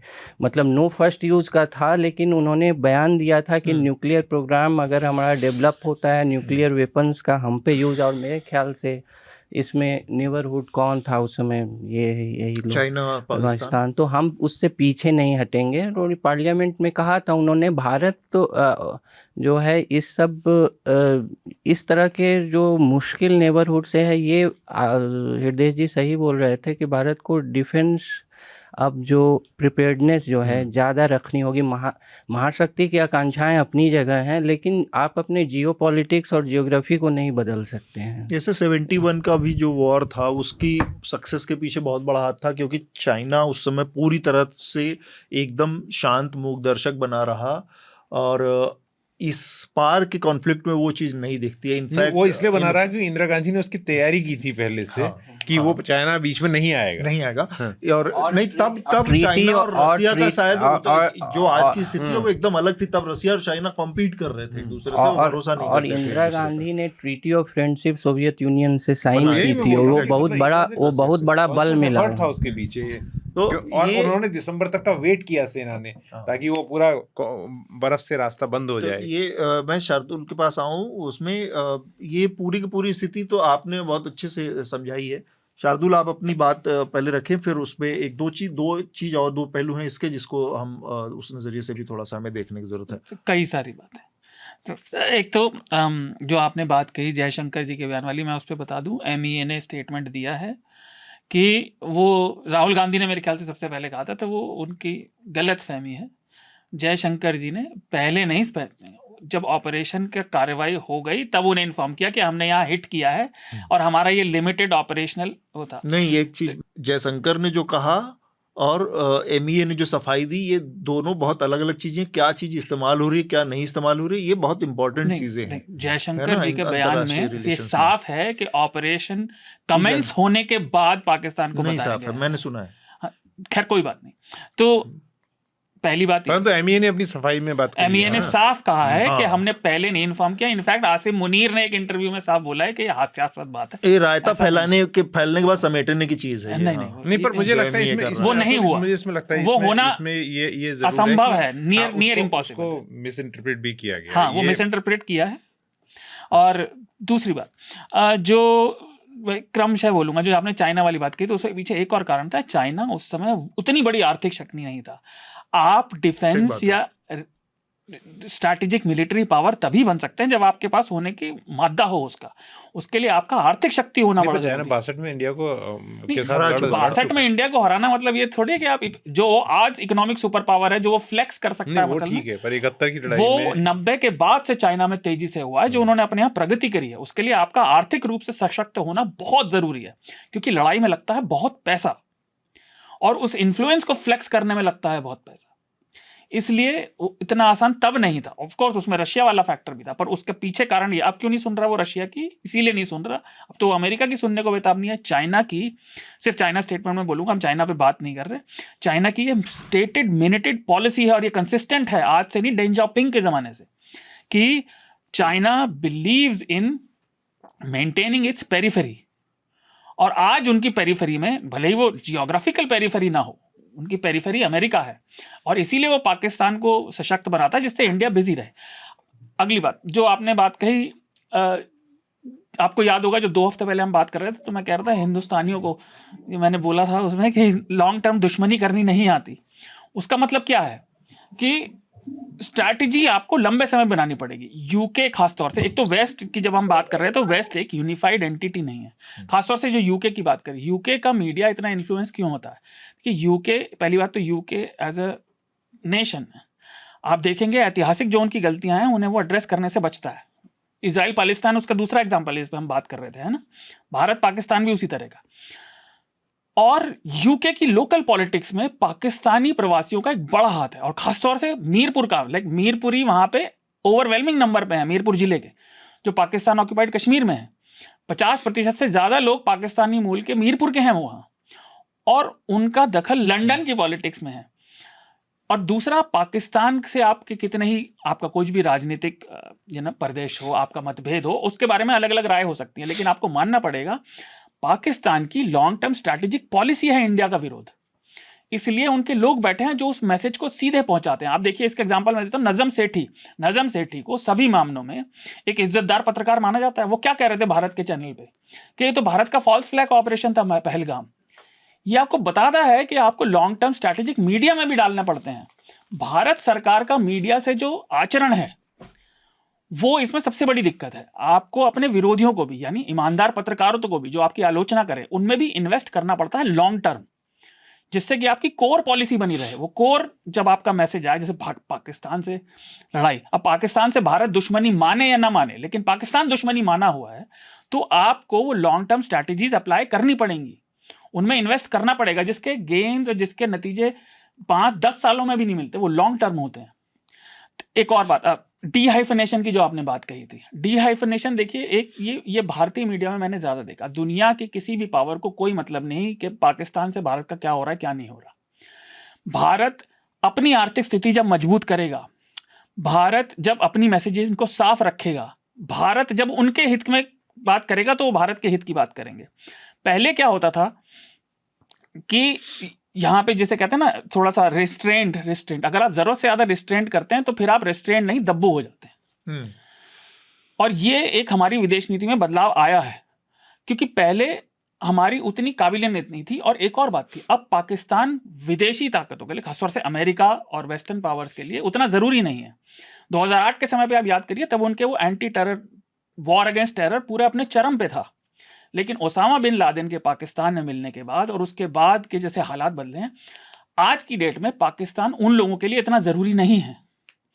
तो पूरी तरह से उनका समर्थन भी वहां से कम हो गया है, उन्हें जियो स्ट्रेटेजिक हेल्प भी मिलनी कम हो गई है। लेकिन हिलरी क्लिंटन का तो बहुत मशहूर स्टेटमेंट है कि बैकयार्ड में अगर आप सांप पालेंगे तो वो एक दिन आपको भी काटेंगे, है ना। वो टेररिज्म के लिए उन्होंने कहा था। तो ये सारे फैक्टर मिलते हैं। एक आखिरी बात जो आपने कहा था कि वेस्टर्न हिपोक्रेसी से हमारी ये बात शुरू हुई थी, तो देखिए वेस्टर्न हिपोक्रेसी सबके सामने है, और ये सिर्फ वेस्टर्न नहीं है, पूरी दुनिया में। भारत में जो इंटरनल थोड़ा चलता है कि दुनिया के लोग क्या सोचेंगे, दुनिया के देशों को खासतौर से जियो पॉलिटिक्स में आपके मॉरलिटी से मतलब नहीं होता, उन्हें अपने फायदे से मतलब होता है। अगर आप उन्हें लगेगा कि भारत बढ़िया बाजार है, भारत की सरकार उनके साथ है, और खासतौर से अमेरिका के लिए तो हमें याद रखना चाहिए, अमेरिका लंबे समय से चाहता रहा है कि हम उनके एलाई बने। हम उनके एलाई नहीं हैं, हम स्ट्रैटेजिक इंडिपेंडेंस जो चाहते हैं, है ना, कि हम अपने आप में स्वयंभू हैं, हम चीज़ों पे अलग अलग सोचेंगे। वो पाकिस्तान के, अगर आप अमेरिका के जियोपॉलिटिक्स से जुड़े लोगों की बातें सुनेंगे, जितने भी ये हडसन इंस्टीट्यूट हैं या ब्रुकिंग या जिसमें भी ये सब चलता रहता है, तो ये उनकी आँख की किरकिरी लंबे समय से रहा है कि हिंदुस्तान मतलब भारत हमारा एलाई नहीं बनता, तो इसीलिए वो हमारा खुल के साथ नहीं देते। तो और बहुत सारे फैक्टर्स होते हैं, किसी भी एक चीज़ का कोई एक कारण नहीं होता। तो हमारे साथ कल्लोल भी जुड़ गए। हम बेसिकली बात जो हमारी चल रही थी कि ये जो पूरा भारत पाकिस्तान का जो कॉन्फ्लिक्ट हुआ और उसके बाद विदेश नीति के मोर्चे पर एक तरह से फॉरेन अफेयर के इश्यूज़ पे काफ़ी हमें ऐसा लग रहा है कि वो जो बाजी थी वो भारत उसमें थोड़ा पिछड़ गया है। अब वो उसने 7 अलग अलग डेलीगेशन भेजे हैं दुनिया भर में अपने पक्ष को रखने के लिए दुनिया के सामने। और एक चीज़ मैं कल्लोल आपसे जानना चाह रहा हूँ कि ये सब कुछ हुआ इतना सारा, लेकिन जैसी उम्मीद की जा रही थी कि कम से कम कुछ लोग ऐसे होंगे, कुछ देश ऐसे होंगे जो कि खुलकर जो टेररिज्म का मसला था, जो पहलगाम का मसला था और उस पर जो भारत की प्रतिक्रिया थी उसको खुलकर समर्थन करेंगे। खासकर जब हम 1-1.5 साल पहले की अगर स्थिति को देखें तो G20 भारत में हुआ और G20 में लोगों को चांदी के बर्तनों में खाना खिलाया गया, और उसके बावजूद ये सारी चीज़ों के बाद भी वो सारे देश जो G20 में शामिल थे उनका कोई बहुत मुखर समर्थन नहीं मिला, किसी और देश का समर्थन। ये इस लिहाज से देखा जाए तो भारत की जो विदेश नीति है, जो फॉरेन पॉलिसी का एक तरह से एक्सपोज हुई है और एक तरह से रीसेटिंग मोड में चला गया है कि जो 2001 9/11 के बाद जिस तरह से वेस्ट ने भारत और पाकिस्तान को अलग अलग बरतना शुरू किया था, वो फिर से उसको आपस में एक साथ ले आए हैं। और G20 के बाद की ये स्थिति हमारे लिए एक तरह से फॉरेन पॉलिसी के लिए बड़ी शर्मिंदगी की भी वजह है कि कोई खुलकर सामने नहीं आया, जबकि पहलगाम बहुत हीनियस क्राइम था। Thank you for inviting me, but मेरा जो सबमिशन है वो ये कि लगभग 1980 से लेकर 1999 तक भारत ने टेररिज्म को झेला। पंजाब में, जम्मू कश्मीर में बहुत लंबे समय तक टेररिज्म का विक्टिम रहा भारत। और उस वक्त आपको याद होगा जो मीडिया डिस्कोर्स चलते थे कि यूनाइटेड स्टेट्स को भारत को समर्थन देना चाहिए टेररिज्म के साथ कॉम्बैट करने के लिए, पर हमें उस वक्त समर्थन नहीं मिलता था जी। और आखिर में जब 9/11 का हमला हुआ उसके बाद वेस्ट में एक एंटी टेररिज्म का डिस्कोर्स नए सिरे से शुरू हुआ और आपको याद होगा आफ पाक का जो पूरा ट्रेडिशन है उसके ऊपर लगभग नेक्स्ट 10-12 साल तक फोकस रहा और तब तक फोकस रहा जब तक अरब स्प्रिंग का दौर ना शुरू हुआ और फाइनली उस वक्त जाकर वेस्टर्न अटेंशन जो है वो आफ पाक से मूव करते हुए आईसिस की ओर चला गया और आखिर में आज जो डेट है, आज की डेट में अगर देखें तो लिस्ट ऑफ प्रायोरिटीज में वेस्ट का जो सबसे ऊपर है आइटम वो है ट्रेड और टैरिफ। जो ऑपरेशन सिंदूर का जो ये टाइमिंग है और ये जो अटैक हुआ है पहलगाम में, इसमें एक यूनिक चीज यही है कि दक्षिण एशिया के लिए या फिर भारत के लिए टेररिज्म का मुद्दा, क्योंकि ये क्रॉस बॉर्डर टेररिज्म है, ये पाकिस्तान से आता है ये टेररिज्म, ये हमेशा ऊपर रहेगा, पर दुनिया के लिए ये हमेशा टॉप में नहीं रहता है क्योंकि एक किस्म की वो वहाँ पे जो एजेंडा है वो चेंज होता रहता है फ्रॉम टाइम टू टाइम। और इस वक्त वेस्ट जो कि पूरे दुनिया का रूल सेटअप है वो वेस्ट के पास इस वक्त टेरर नहीं बल्कि टैरिफ और ट्रेड सबसे ऊपर है। तो भारत के सामने ये चैलेंज है कि वेस्ट को अब कैसे समझाएं कि टेररिज्म जो है एक ग्लोबल मुद्दा है और इस मुद्दे को जॉइंटली डील करना चाहिए। और जैसे कि आपने कहा कि हर तरह का समर्थन खुल के लोगों ने नहीं, देशों ने नहीं किया क्योंकि उनके सामने वो मानते हैं एथिकली और मॉरली वो टेररिज्म को फुल कंडेम करते हैं, पर जो प्यूनिटिव एक्शन जो आप लेंगे उसको वो समर्थन करने से मतलब वो बचेंगे। खुल के उसको समर्थन नहीं करते हैं, क्योंकि उनको लगता है कि एक ऐसा इश्यू है जिसमें दूसरे देश की सॉवरेनिटी अफेक्टेड होने जा रही है, तो उसमें कहीं ना कहीं वो लोग भी ना शामिल हो जाएंगे, क्योंकि उसके साथ ट्रेड रिलेशंस जुड़े हुए हैं। और आपको पता है जहाँ भी कॉन्फ्लिक्ट्स हो रहे हैं आजकल, वहां पर बड़े सारे ट्रेड इश्यूज भी है, क्योंकि जहाँ वेपन्स सेल किए जाते हैं वही कॉन्फ्लिक्ट्स होते हैं, और वहाँ पे कई सारे वेपन्स प्रोड्यूसिंग जो कंट्रीज है उनको फायदा पहुंचने वाला है। तो इन सब मुद्दों को सामने रखते हुए वो तुरंत आपके जो प्यूनिटिव एक्शंस आप लेना चाहते हैं उसको समर्थन नहीं करते। पर अगर आप देखेंगे कि क्रेमलिन का जो स्टेटमेंट रहा, या फिर कल जो जापान का स्टेटमेंट था फॉरेन सेक्रेटरी विक्रम मिस्री के लिए, या फिर यूरोप में जो इस वक्त एक्सटर्नल अफेयर्स मिनिस्टर जयशंकर को कहा जा रहा है, उस सब में वो टेररिज्म को कंडेम कर रहे हैं। उसमें कोई दो राय नहीं है, उसमें कोई कंफ्यूजन नहीं। पर टेररिज्म को कैसे निपटाएंगे, कैसे आप डील करेंगे, उस पर वो आपके साथ एक पेज पर नहीं है। ठीक और बात। ये इसलिए नहीं है क्योंकि उनके लिए इस वक्त सबसे बड़ा जो मुद्दा है वो है ट्रेड, वो है कैसे ये जो वॉलेटाइल एक अमेरिकन लीडरशिप इस वक्त है उसे कैसे डील करेंगे, और दुनिया के सामने जो एम्प्लॉयमेंट की मुद्दे हैं, जो इलीगल इमिग्रेशन का मुद्दा है वेस्ट के सामने, ये सब चीजें उनके लिए बहुत मायने रखता है। और इस वक्त जो अनफॉर्चुनेटली एक ऐसा हिस्टोरिकल टर्न है भारत के लिए, जहाँ पर ये शायद टेररिज्म भारत को अकेले ही हैंडल करना पड़ेगा, जैसे कि भारत ने 1990s में किया था। एक चीज कलोल मेरे लगे हाथ और बता दीजिए, क्योंकि ये जुड़ा हुआ है इससे। विदेश मंत्री का जो बयान था एस जयशंकर का, जिसको जो इस समय राजनीतिक खींचतान और आरोप प्रत्यारोप की वजह बन गया है, जिसमें उन्होंने आरोप लगाया, उस पर मैं आपकी प्रतिक्रिया जानना चाह रहा हूँ। जो उन्होंने कहा कि हमने पाकिस्तान को पहले बता दिया था अटैक से पहले कि हम उनको उनके टेरर के ठिकानों को टारगेट कर रहे हैं, हमारा कोई मिलिट्री टारगेट करने का वो नहीं है, इसलिए इससे दूर रहें। तो लेकिन उन्होंने इसको ध्यान नहीं दिया। क्या इससे डैमेज हुआ है, या ये एक तरह का अपरिपक्व इमेच्योर स्टेटमेंट था? देखिए, मैंने विद ड्यू ह्यूमिलिटी मैं ये कहना चाहूंगा कि मैं उस वक्त के सारे जो ऑफिशियल ब्रीफिंग्स थे वो मैंने अटेंड किया है, और मैंने कोट अनकोट जितने स्टेटमेंट्स थे उन सबको मैंने फॉलो किया है। और हमने जो पहले दिन से सुना है वो ये कि जब भारत ने ऑपरेशन सिंदूर को इनिशिएट किया सवेरे के 1 या 1:30 बजे करीब, इस वक्त हमारे जो डीजीएमओ हैं उन्होंने पाकिस्तान के डीजीएमओ को फोन करके ये कहा कि जी देखिए, आपके आतंकी ठिकानों पर हमने इतने सारे बम अभी गिराए हैं, अभी ये अटैक हो चुका है। और ये डीजीएमओ टू डीजीएमओ कम्युनिकेशन हमेशा खुला रहता है, ये कम्युनिकेशन लाइन हमेशा खुला रहता है। ये ऑन रिकॉर्ड है कि ये बात डीजीएमओ ने अटैक इनिशिएट होने के बाद बताया, ये बात इनिशिएट करने के पहले बिल्कुल नहीं बताया। तो मेरे ख्याल से ये जो स्ट्रक्चर्ड कम्युनिकेशन करने का समय था, और मेरे ख्याल से जयशंकर जी को उस वक्त जिस तरह से उन्होंने कहा उस बात को, मेरे ख्याल से उनके सामने नोट्स नहीं थे। वो हॉन्डुरस एम्बेसी का इनॉग्रेशन करने के बाद काफी इनफॉर्मल तरीके से एक जगह खड़े होकर वो 2-4 वायर एजेंसीज को और न्यूज एजेंसीज को साउंड बाइट्स दे रहे थे।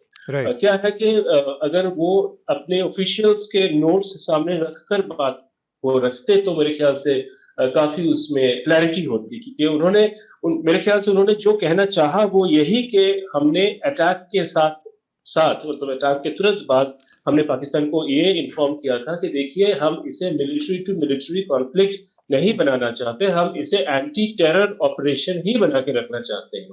पर पाकिस्तान ने उसको तुरंत इंटरप्रेट किया कि जी नहीं, हमारे सॉवरेनिटी के ऊपर हमला हुआ है। और जब आप अपने सॉवरेनिटी के ऊपर हमले की बात एक्नॉलेज कर लेते हैं, तब आपकी जो मिलिट्री है उसको एक्टिवेट होना पड़ता है। और वही हुआ अचानक से 24 घंटे के अंदर। आपने देखा कि एस्केलेशन कैसे हुआ, कि पहले तो उसको काउंटर टेरर ऑपरेशन कहा गया, ऑपरेशन सिंदूर को। उसके बाद जब उन्होंने रिस्पॉन्ड किया तो जैसे कि वो मिलिट्री टू मिलिट्री कन्फ्रंटेशन हो गया लगभग 36 घंटे के अंदर। तो मेरे ख्याल से वो एक किस्म की शायद एक तरह के बाय मिस्टेक उनके जयशंकर जी के से ऐसी बात निकल गई। पर मेरे ख्याल से कोई भी अगर ऐसे जो फैक्चुअल इश्यूज हैं उससे अगर पॉलिटिक्स करना चाहे या फिर पॉलिटिकल इशू बनाना चाहे, कोई पॉलिटिकल पार्टी उसको पॉलिटिकल इशू बना सकता है, उसमें कोई मेरे ख्याल से कोई दो राय नहीं है, क्योंकि पॉलिटिशियंस तो पॉलिटिक्स करेंगे ना। पर जो हमारा जो बात है, हमारा सबमिशन ये है कि हमने देखा है, और डीजीएमओ ने ही पहले उनको इन्फॉर्म किया था, और वो ऑपरेशन इनिशिएट करने के पहले नहीं, ऑपरेशन होने के बाद किया। बिल्कुल ठीक बात। अतुल, मैं एक बात कह सकता हूँ? बोलिए। हाँ, वो ये कि जो जैसा भी कल्लोल ने भी कहा और शार्दुल ने भी क्लियर किया कि ये बात हमने जो पहली प्रेस कॉन्फ्रेंस सरकार की जो हुई थी, जिसमें दोनों ऑफिसर और लेडी ऑफिसर्स भी बैठी थी, उसमें भी ये बात उन्होंने कही गई थी कि पाकिस्तान को इसकी सूचना दे दी गई ये होने के बाद। और जब जयशंकर का बयान आया उसके बाद ये जो स्टेटमेंट आया है वो भी उसी बात को कहता है कि we had warned Pakistan at the start which is clearly the early phase of operation Sindoor. और जो बात कल्लोल कह रहे हो बहुत महत्वपूर्ण है। जब आप नोट सामने न रख के कुछ भी बोलते हैं तो उसको सबसे जोरदार बात ये है कल्लोल जी कि वो भारत में तो जो इस्तेमाल हुआ पाकिस्तान के टेलीविजन में मैं देख रहा था जो क्लिप्स सोशल मीडिया पे आ रही थी, वो लोग तक यूज कर रहे थे कि जैसे कि उनके लोगों को निकलवा दिया भारत ने, साफ कर दिया। तो यस, मतलब इवन नजम से करेंगे। बिल्कुल। हाँ, तो नहीं, और ये सारी चीजें यहाँ पे जो बात आती है मीडिया के नजरिए से बात आती है। मैं इस पर कल्लोल, चूंकि आप लगातार कवर कर रहे थे तो मैं मीडिया वाली हिस्से को समझना चाह रहा हूँ। और निरुपमा राव ने भी जो अपने 2 आर्टिकल लिखे हैं उसमें दूसरे वाले में मीडिया की भूमिका को बहुत आर्टिकुलेट तरीके से उन्होंने उसको दिखाया कि कैसे आपका मीडिया जो जिस हाइपरबोल में था, जो जिंगोइज्म में था, वो सही तस्वीर कहीं नहीं जा रही थी। जब लगातार विदेशी राष्ट्राध्यक्षों को और विदेशी दूसरे उनको इसमें सूचना देकर उनको अपने साथ एक तरह से अलाइन करने की कोशिश की गई, तब बहुत सारी नाराज़गी इस रूप में आई कि आपका मीडिया तो आपको ऑलरेडी जीता हुआ घोषित कर रहा है, तो फिर आपको किसी और के समर्थन और फ़ोन की ज़रूरत क्या है। ये नाराज़गी कई अलग अलग रूपों में आई, बहुत पैसिव तरीके से आई पूरी दुनिया की। इस मीडिया ने जो डिसर्विस किया है इस पूरे कॉन्फ्लिक्ट में, इस पर मैं चाह रहा हूँ कि आप सब लोगों की एक एक राय हो जाए। कल्लोल, आप वहाँ पर लगातार देख रहे थे और जिस तरह से 8 तारीख से शुरू हुआ मीडिया का जो पूरा का पूरा नाटक, खासकर मैं टेलीविज़न मीडिया को, उसने इस पूरे ऑपरेशन में भारत की जो पूरी कई जो की भूमिका थी, जो आर्मी की एक बहुत स्पेक्टेकुलर अचीवमेंट थी, उस सब पे पानी डाला और इसके अलावा बहुत एक तरह से उसके मोमेंट को या उसके अचीवमेंट को एक तरह से नीचा दिखाया। देखिए, भारतीय मीडिया का कॉन्फ्लिक्ट रिपोर्टिंग में काफी बड़ा भूमिका रहा है हिस्टोरिकली। अभी अगर आप रवनीक लेखी को हम आज याद करेंगे, क्योंकि वो रवनीक लेखी एकमात्र भारतीय पत्रकार है जो कि कंबोडिया गए थे और अमेरिकन न्यूज आउटलेट के लिए काम करते थे। उनको वहीं पे खमेर बुश ने मारा था, तो उनका वहाँ पे डेथ हुआ था। तो ये तो देखिए हमारे ट्रेडिशन है कि भारत में हमारे पत्रकार कारगिल वॉर और उसके बाद 26/11 के जो अटैक्स थे उन सबको बड़े प्रोफेशनल तरीके से हैंडल किया और कवर किया। और जो मैं देख के, जैसे कि 1971 की अगर आप वॉर कवरेज को भी देख लेंगे, जो भारत का जो कैंपेन था 71 में, उसको इतना रिस्पेक्टेबिलिटी इंटरनेशनली इसलिए मिला क्योंकि भारत के प्रोफेशनल जर्नलिस्ट जो थे उन्होंने बड़ा अच्छा काम किया था उस वक्त। और किसी भी वॉर को एक केस समझ के दुनिया के सामने रखा जाता है, और वो काम दरअसल कोई राष्ट्र या फिर कोई फॉरेन मिनिस्ट्री या फिर डिफेंस मिनिस्ट्री अकेले नहीं कर पाता है। उसके साथ साथ उसके देश का मीडिया भी काम करता है। ये अनएक्नॉलेज्ड रोल है एक मीडिया का। पर मेरे ख्याल से इस बार जो हमारे टेलीविजन मीडिया में हम लोगों ने देखा कि उसमें भारत को बड़ा ही एक इर्रेशनल किस्म का रीजनल पावर के तौर पे पेश करने की कोशिश की गई थी। कि मुझे लगा कि जब आप जंग लड़ने जाते हैं उस वक्त आपके दोस्तों के सामने आपको बड़ा रैशनल अप्रोच करके बड़ा रैशनल इमेज आपको प्रोजेक्ट करना पड़ता है, जबकि आपका जो दुश्मन है वो आपको इरेशनल माने, ये आपके फायदे में रहता है। पर जब आपके दोस्त आपको देखते हैं और वो सोचने लगते हैं कि भारत ये कैसा पावर बन रहा है, जो इस तरह की उनकी स्टूडियो में लोग ऐसे कमेंटेटर्स आ रहे हैं, ऐसी बातें कर रहे हैं। जैसे कि आपको याद होगा जब ईरान इराक का जो जंग चला था 8 साल का, उसमें ईरान कितना रिस्ट्रेन्ड तरीके से अपने आप को पेश किया था, और उसी वक्त सद्दाम हुसैन का जो रोल था उसको दुनिया ने इमर्ज करते हुए देखा। और उसके बाद 1990 में आपने देखा सद्दाम हुसैन ने किस तरह के ट्रेजेडीज उस पूरे रीजन के लिए, है ना। तो आप सोचिए कि मीडिया का बड़ा रोल रहता है कि एक नेशन को कैसे प्रोजेक्ट करते हैं कॉन्फ्लिक्ट के टाइम में। और जैसे कि 26/11 के टाइम में हमने देखा, पहले कारगिल के समय भी उस वक्त खैर मैं जर्नलिस्ट नहीं था, पर 26/11 में मैं था, और हमने देखा कि बहुत रिस्ट्रेंट तरीके से उस वक्त भी बहुत कुछ क्रिटिसिज्म हुए थे, पर मेरे ख्याल से आज जो हम लोगों ने देखा ऑपरेशन सिंदूर में, वो काफी अनफॉर्चुनेट है, और उसमें हमारे जो फ्रेंडली देश है, फ्रेंडली कंट्रीज है, जैसे कि मैं कुछ और फॉरेन डिप्लोमेट से भी आजकल बात कर रहा हूँ, कि वो लोग भी कह रहे हैं कि मीडिया का ये जो रोल रहा इसमें शायद हमारे जो नैरेटिव सेट करने की जो ताकत है, उसको काफी नुकसान पहुंचा है। और कल आप पढ़े होंगे कि निरुपमा राव, जो कि फॉर्मर प्राइवेट सेक्रेटरी है, उन्होंने इंडियन एक्सप्रेस में लिखा है कि भारत नैरेटिव वॉर जो है वो उसको शायद अपने फेवर पे नहीं कर पाया, गवा दिया, ऑपरेशन सिंदूर बिल्कुल। के तुरंत बाद।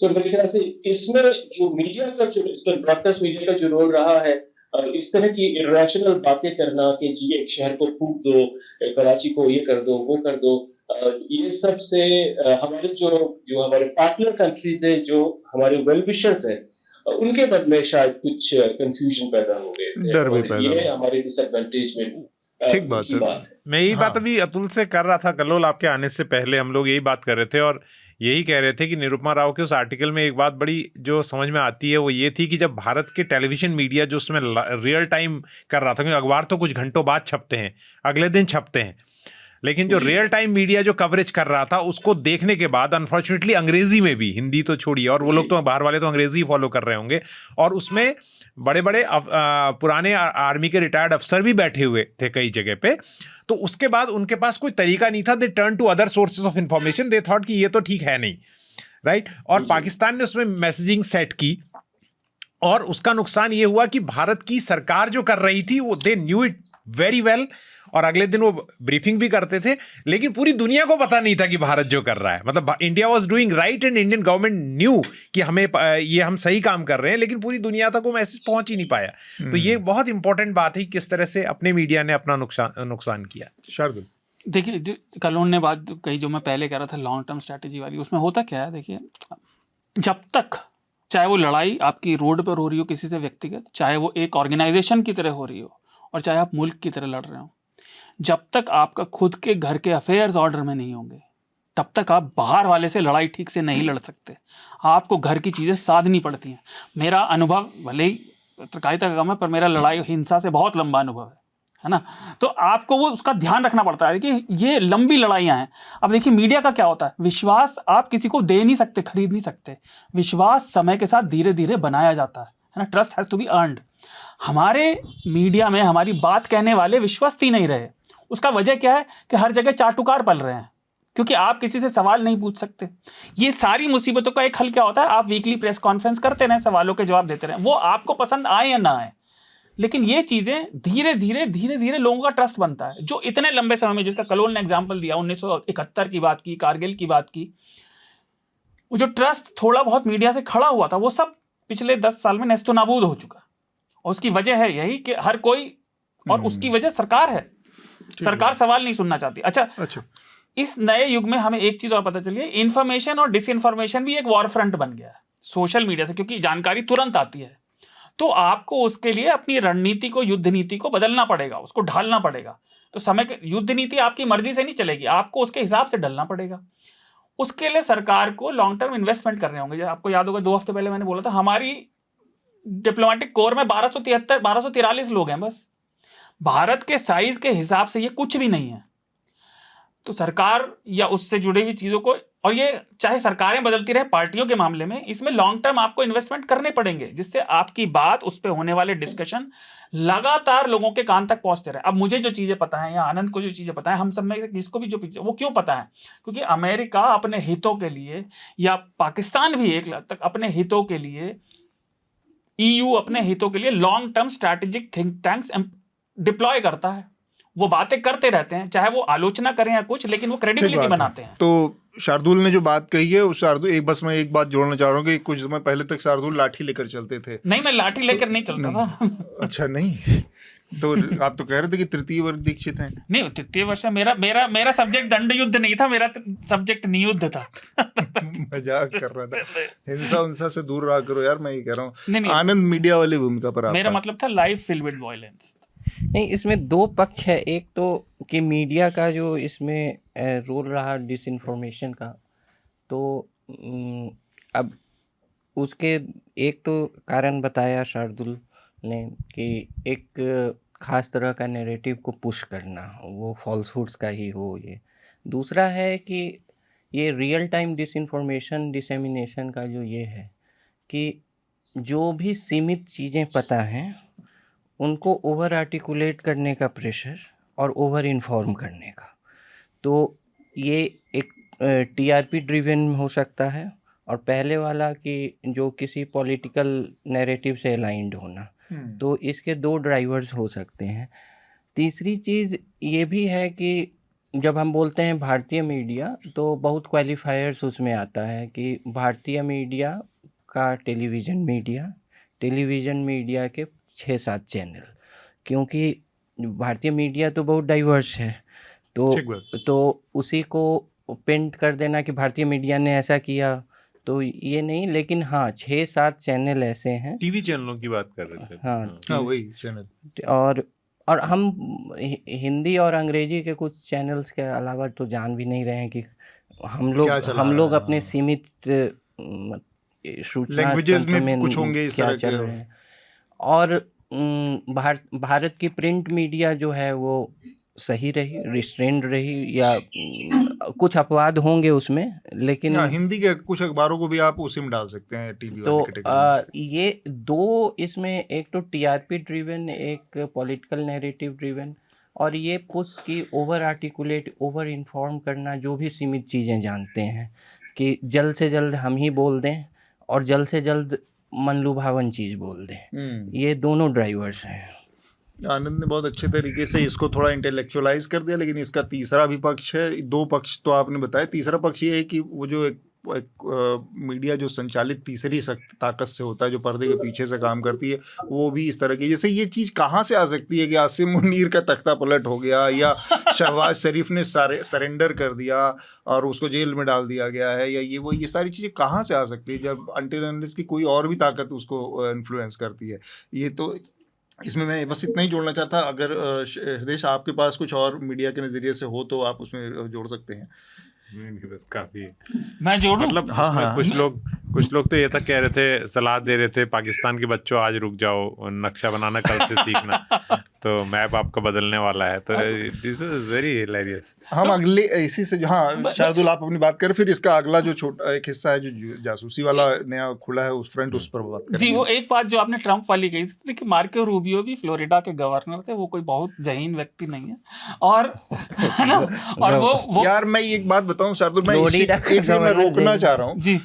मैं जब ये कह रहा हूँ ना, आदमी की क्या हैसियत है क्या नहीं है इससे तय नहीं होता। आदमी किस जगह बैठा है इससे वो मूर्ख भी एक नंबर का ट्रम्प हो, लेकिन वो अमेरिका का राष्ट्रपति होकर 7 दिन से कुछ बोल रहा है, और हमारे यहाँ से पॉलिटिकल स्टेटमेंट नहीं आ रहा है, केवल बाबू कन्वे कर रहे हैं सारे मैसेज। ये एक किस्म का पॉलिटिकल गैप दिखाता है यार। हम इसको ये करके पास नहीं कर सकते एज ए जर्नलिस्ट की वो आदमी वहाँ जो बैठा है वो फ्लोरिडा का गवर्नर था और मूर्ख था, ट्रम्प वो था, वो लाउड माउथ है, वो मूर्ख है, तो उसको साइड करके हम महान हो गया, हमारी गलती खत्म हो गई। मैं कुछ और कह रहा था कि ये सारे दुनिया इस चीज से जूझ रही है, क्योंकि ट्रम्प और उनके एडमिनिस्ट्रेशन के स्टेटमेंट कैसे डील करे जाएं, क्योंकि आप अगर उसे अमेरिकन सरकार के कन्वेंशनल जैसे अभी तक होते थे उससे डील करेंगे तो आप बरगला जाएंगे, आपको समझ नहीं आएगा कि इससे हैंडल कैसे किया जाए। मेरा कहने का मतलब ये था, मार्को रूबियो वही करेंगे जो उनका बेस चाहेगा, चाहे वो सरासर गलत हो। ये इस ट्रम्प एडमिनिस्ट्रेशन की सच्चाई, और अगर आप इसे एक्सेप्ट कर ले तो जो आपने बात कही वो सच हो जाती है कि भाई वो है तो अमेरिका का राष्ट्रपति, वो फॉरेन सेक्रेटरी, अभी secretary of external affairs, how do you deal with this. तो ये बात है। और जो एक आखिरी बात मैं कह रहा था कि देखिए, विश्वस्त मीडिया और टीवी मीडिया वाली बात तो सरकार से और विज्ञापन वालों से पैसे पाता है, तो जो ये सब बातें कर रहे थे जिसका जिक्र आपने और हृदेश ने किया, उनके ऊपर घटिया एनिमेटेड हेलीकॉप्टर उड़ रहे थे, तो पैसा वहां बर्बाद होता है। इसलिए अपने विश्वस्त मीडिया का समर्थन करें, न्यूज लॉन्ड्री को सब्सक्राइब करें। केवल एक आपका कमेंट चाहिए मुझे इस पे। लगातार जब अमेरिका के राष्ट्रपति पिछले एक हफ्ते के दौरान बयान दिया उन्होंने, इससे पहले भी जब कॉन्फ्लिक्ट चल रहा था और जब सीज फायर हुआ तब लगातार बयान उधर से आए कि हमने मीडिएट किया, हमने सीज फायर कराया, हमने कहा कि बिजनेस करेंगे और बिजनेस का वो डील देके हमने करा। उस पूरे दौरान हिंदुस्तान की तरफ से एक बार फिर से वही कम्युनिकेशन गैप जिसकी बार बार बात हो रही है कि एक पॉलिटिकल स्टेटमेंट का मतलब मेरा ये है कि चाहे विदेश मंत्री उनके अपने मातहत अधिकारी जो हमारे फॉरेन सेक्रेटरी हैं उनके ऊपर इतने गंभीर अटैक हुए, उनके परिवार को घसीटा गया है, वो उन्होंने एक स्टेटमेंट नहीं दिया विदेश मंत्री ने, जो कि खुद भी एक डिप्लोमेट रहे। खैर ये तो एक पर्सनल बात है, चॉइस की बात होगी, लेकिन पॉलिटिकल जो एक किस्म की चुप्पी रही पॉलिटिकल क्लास में, बेहतर तो होता कि प्रधानमंत्री आते पहले दिन नेशन को एड्रेस करते, 4 दिन इंतजार करने का, या एक प्रेस कॉन्फ्रेंस पॉलिटिकल साइड से होती। हम बाबुओं के उसमें रह गए, केवल आर्मी ने किया और ब्यूरोक्रेसी ने किया, वो ठीक है, वो बहुत प्रोफेशनल तरीके से अपने काम को कंडक्ट किया, लेकिन एक पॉलिटिकल मैसेजिंग का अभाव रहा इस पूरे दौरान, जब वो मीडिया से डायरेक्ट इंटरेक्शन में। आपको लगता है कि वो होना चाहिए था? हमारे कुछ इंस्टीट्यूशनल मेमोरीज है। आप अगर जितने कॉन्फ्लिक्ट्स या फिर बड़े बड़े वायलेंट इंसिडेंट्स, आपको याद होगा जब कारगिल युद्ध हो रहे थे, उस वक्त कोई पॉलिटिकल लीडर आकर बात नहीं रख रहे थे। उस वक्त के जो जरसल साहब थे, एक्सटर्नल अफेयर्स मिनिस्ट्री के ऑफिशियल स्पोक्सपर्सन, उन्होंने ही सारे के सारे कमेंट्स को एड्रेस किया था। उसके बाद 26/11 के टाइम में भी शायद जो मुझे याद है ऑफिशियल स्पोक्सपर्सन और फॉरेन सेक्रेटरी यही दो, और शायद नेशनल सिक्योरिटी एडवाइजर वो शिवशंकर मेनन थे, तो वो आते जाते रहते थे एक्सटर्नल अफेयर्स मिनिस्ट्री। तो ये हर मिनिस्ट्री के या फिर जो हमारे जो स्ट्रेटेजिक जितने मिनिस्ट्रीज है, जैसे मिनिस्ट्री ऑफ डिफेंस और एक्सटर्नल अफेयर्स मिनिस्ट्री, ये सब मिनिस्ट्री के कुछ इंस्टीट्यूशनल मेमोरीज होते हैं, वो उसी के मुताबिक काम करते हैं। पर क्या है, जैसे कि जब बड़े बड़े इंसिडेंट्स होते हैं, जैसे मान लीजिए आपने न्यूक्लियर ब्लास्ट को आप याद कीजिए, जो पीसफुल न्यूक्लियर एक्सप्लोजन 1998 का जो था, उस दिन 11 मई को दोपहर के 3 या शायद 3:30 बजे अटल बिहारी वाजपेयी प्राइम मिनिस्टर थे, वो आकर प्रेस के सामने अपने बंगलों में पूरा स्टेटमेंट रखा। और शायद आपको याद भी होगा कि किस तरह की वीडियो हमें आज भी देखने को मिलते हैं यूट्यूब में उस इंसिडेंट के, उस प्रेस कॉन्फ्रेंस के।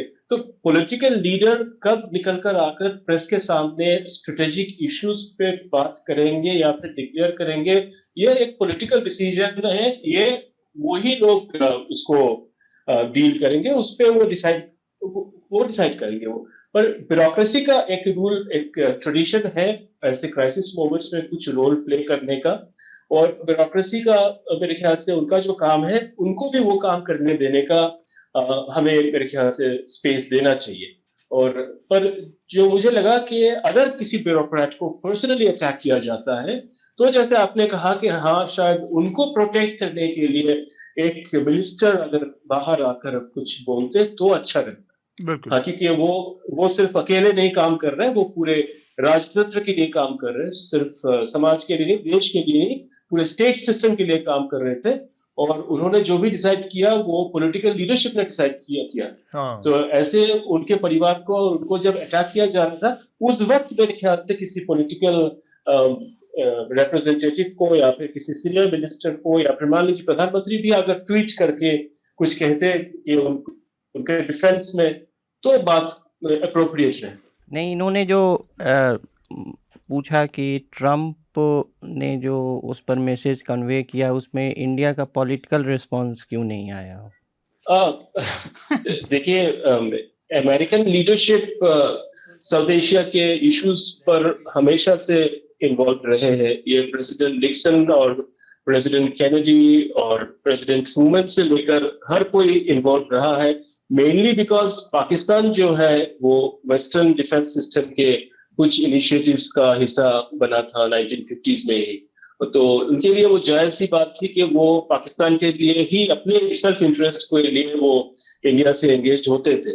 अब जैसे कोल्ड वॉर खत्म हुआ और यूनाइटेड नेशंस में कश्मीर का उठना बंद होता गया धीरे धीरे, तो कश्मीर और यूनाइटेड नेशंस तो खैर चुप हो गए कश्मीर के बारे में, पर ये जो ग्रेट पावर्स जो है, जैसे यूनाइटेड नेशंस, यूनाइटेड किंगडम, कभी कभी फ्रांस, सोवियत यूनियन और बाद में रशिया इतना ज्यादा नहीं, पर यूनाइटेड स्टेट्स अगर देखें 1980 से ब्रास टैक्स 1986-87 में जब ऑपरेशन ब्रास टैक्स हुआ, उस वक्त अमेरिकन प्रेसिडेंट रोनाल्ड रीगन के रिप्रेजेंटेटिव दिल्ली आए उसके बाद 1996-95 में जब नरसिम्हा राव न्यूक्लियर टेस्टिंग के लिए कोशिश कर रहे थे, उस वक्त रॉबर्ट गेट्स को अचानक से दिल्ली भेजा गया ताकि न्यूक्लियर टेस्टिंग ना हो। उसके बावजूद 2 साल बाद, 2.5 से 1.5 साल बाद अटल बिहारी वाजपेयी जी ने न्यूक्लियर टेस्टिंग करवाया।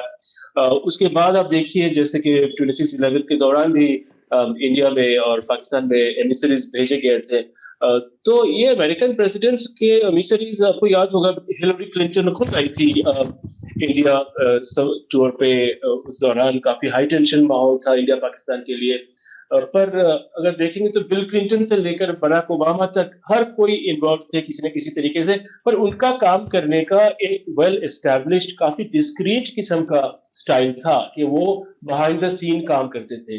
पर अभी का जो अमेरिकन एस्टैब्लिशमेंट है जो इस पे विश्वास करती है कि जी एक प्रधानमंत्री या फिर राष्ट्रपति को मीडिया के सामने बिठा के उसको डांटा जाए या फिर उनसे बहुत एग्रेसिवली बात किया जाए क्योंकि वो अपने डोमेस्टिक कंस्टिट्यूएंसी को केटर कर रहे हैं कि बड़ा ही मस्क्यूलर नेशनलिस्ट इमेज के बनाने के लिए। तो आज का जो अमेरिकन लीडरशिप है उनके साथ अगर आपको डील करना है तो मेरे ख्याल से ये एक एक्सेप्टेड रिस्क मानकर चलना पड़ेगा कि या पहली बात तो है कि अगर आपको रिस्पॉन्ड करना है तो आपको ये मान के चलना पड़ेगा अमेरिकन इसमें इन्वॉल्व होंगे, और अमेरिकन इन्वॉल्व होंगे तो डोनाल्ड ट्रंप जिस तरह के काम करते हैं आज के डेट में वो वैसे ही काम करेंगे। तो मेरे ख्याल से डोनाल्ड ट्रंप ने ट्रंप की तरह काम किया और हमें इसको अब मान लेना चाहिए कि ट्रम्पिज्म का जमाना है तो इसको भी झेलना पड़ेगा। तो हम अपने अगले विषय पर बढ़ें उससे पहले आज हम कुछ हमारे सब्सक्राइबर्स के जो लेटर हैं उसकी बात करेंगे, उनको चर्चा में शामिल करेंगे। शार्दुल, मेरे ख्याल से आप अगर अभिषेक निगम का जो पहला पत्र है उससे शुरू करें अगर। जी, आज 3 पत्र हैं, तीनों लगभग एक ही लीक पर हैं। अभिषेक निगम लिखते हैं, चर्चा 371, it was unfortunate that general साहब exited the conversation abruptly. With due respect, this highlights why politicians, diplomats and journalists have distinct roles. Armed forces aren't always suited to answer critical public questions. The army is respected but not beyond scrutiny. Responsible questions must be asked. You didn't even press him on the politics of Operation Sindoor. He could have simply declined. Accusing you of having an agenda seemed unprofessional. Journalists aren't there to clap and cheer. If only praise is allowed, why have a charcha? We've seen the risk of military dominance in Pakistan. From my experience living in remote defense establishments like Great Nicobar and Tezpur, Assam, he says, my father was a defense civilian officer. Some personnel lose touch with civilian life, relying too much on mainstream media. They may explain their discomfort with tough questions. Yashovardhan ji handled with grace and Atul ji steered well. Keep up the good work. Thank you.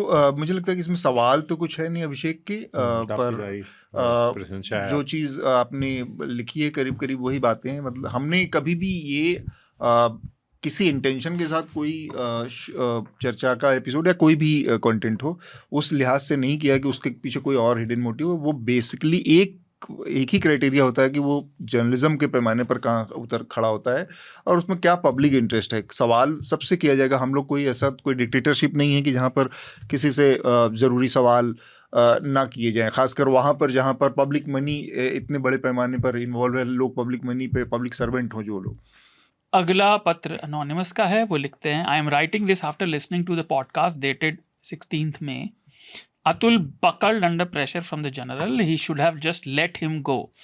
Why is army or military can't देखना चाहते हैं, why army or military cannot be questioned? Are we really a democracy? Why can't we ask how many fighter jets we lost when it's apparent that we did as per all media sources except Indian? We should really start questioning military. Does no one know what kind of corruption these military high ranks do? For example, in army canteen tenders, etc. Only respect I have is for the common soldiers, who unfortunately suffer with officers, while officers enjoy whiskey, rum and golf. तो इनके नाम चूंकि इनका नहीं anonymous, तो मैं इसमें बस एक लाइन जोड़ना चाह रहा हूँ। इसमें आपको ये लग सकता है कि I was buckled up, but मुझे लगता है कि मैंने अपने ज़मीन को उसी तरह से थामे रखा। समस्या ये है कि आप जब कोई अननेसेसरी रैटल्ड हो रहा हो या अननेसेसरी किसी नॉन इशू को इशू बना रहा हो तो आप बकलअप उसको कहते हैं या सरेंडर करना उसको कहते हैं कि आपने जब वो जैसे आपको अगर उस कन्वर्सेशन को सुनेंगे तो वो बार बार कह रहे हैं कि first you fix your agenda, पहले आप बताओ आपका एजेंडा क्या है, आप इस लाइन पे बात करोगे कि नहीं, इसके दाएं बाएं बात नहीं होगी। अगर मैं उस चीज़ को मान लेता या वहाँ पर अपनी बात को छोड़ के मैं कहता ठीक है जो आप कहेंगे मैं वही बात करूँगा, चलिए हम, तो आप ये कह सकते थे कि हाँ आप उसने मेरा क्राइसिस से निपटने का अपना तरीका है। मैं टेलीविज़न की तरह से जाके तू मैं करके और वहाँ खड़ा होकर कि चल भाग जा निकल जा यहाँ से, ये वो नहीं कर सकता हूँ। और दूसरी ये मेरी एक रिस्पॉन्सिबिलिटी है कि मैंने उनको एज अ गेस्ट बुलाया है, तो मेरे यहाँ आने के बाद मैं किसी तरह की बदतमीजी करूँ ये मुझे नहीं लगता कि किसी भी होस्ट को करना चाहिए। और लेकिन एट द सेम टाइम मैंने अपने उस ग्राउंड को थामे रखा कि मैं जो बात कर रहा हूँ मैं अपनी ही बात करूंगा। ऐसा नहीं कि आप चिल्लाने लगोगे, आप किसी चीज़ से पागल हो जाओगे, किसी कुछ और करने लगोगे, तो मैं अपनी बात नहीं कहूँगा, बात मैं अपनी कहूँगा। और जब मैं उस चीज़ पे फर्म रहा तो वो अपने आप खुद धीरे से निकल लिए चले गए तो चले गए। पर फिर भी एक लाइन वहाँ मेरा कहना ज़रूरी था जो मैंने कहा कि ये वो इशू है जिस पर कायदे से जनरल साहब बात करते हैं, क्योंकि ये बहुत कोड स्पेसिफिक डोमेन का विषय है, इस पर वो एक एक्सपर्ट ही बात कर सकता है और वो उस पर रहते तो ज़्यादा बेहतर बात करते। ये होता है कि एक आपकी रिस्पेक्ट एक उनके एक्सपर्टीज़ का, उस व्यक्ति का रिस्पेक्ट नहीं है, उसके अचीवमेंट का, या वो जहाँ पे काम कर रहे जिस क्षेत्र में काम कर रहा है उस नॉलेज का इस्तेमाल करने का। बस इतना समझ। एक बात मुझे कहनी है इससे पहले कि शार्दुल अगला लेटर पढ़ें कि इन्होंने ये एनोनिमस लेटर है, यानी इस लेटर वाले जिन्होंने भी लिखा नाम नहीं लिखा है, पर लास्ट लाइन बहुत स्वीपिंग है। इसको भी हमें मुझे नहीं लगता इसमें कोई इंडोर्स करेगा इसे कि the only respect I have for the common soldier which we all have which unfortunately suffer, जो कि वो करते हैं हम भी मानते हैं, बट जो लास्ट में लिख रहे हैं कि while officers enjoy whisky rum and go, there are very competent officer, they are very patriotic. ये कहना कि मतलब ये भी ब्लैंकेट स्टेटमेंट नहीं है जी। वो मैं एक और वो इसी जैसा हृदय जी ने कहा कि वो क्वेश्चनिंग द मिलिट्री और वो आर्मी कैंटोनमेंट टेंडर्स वाली बात, देखिए ये फॉल्स इक्विवेलेंस है। जेट्स के बारे में मीडिया में गड़बड़ होना, उसमें हमने मीडिया पे आज जुड़ी बात भी की है, लेकिन ये कहना कि टेंडर में कुछ गड़बड़ी होती है इसलिए अफसर विश्वस्त नहीं है, ये फॉल्स इक्विवेलेंस है, ये नहीं होना चाहिए। अगला पत्र नेहा का है, रिगार्डिंग एनएल चर्चा 371 and general leaving, I have a suggestion. When you have subject matter experts as guests, either defer reading the headlines till you have discussed what you have brought them in for, or have them join in after the headlines have been read and that discussion is over.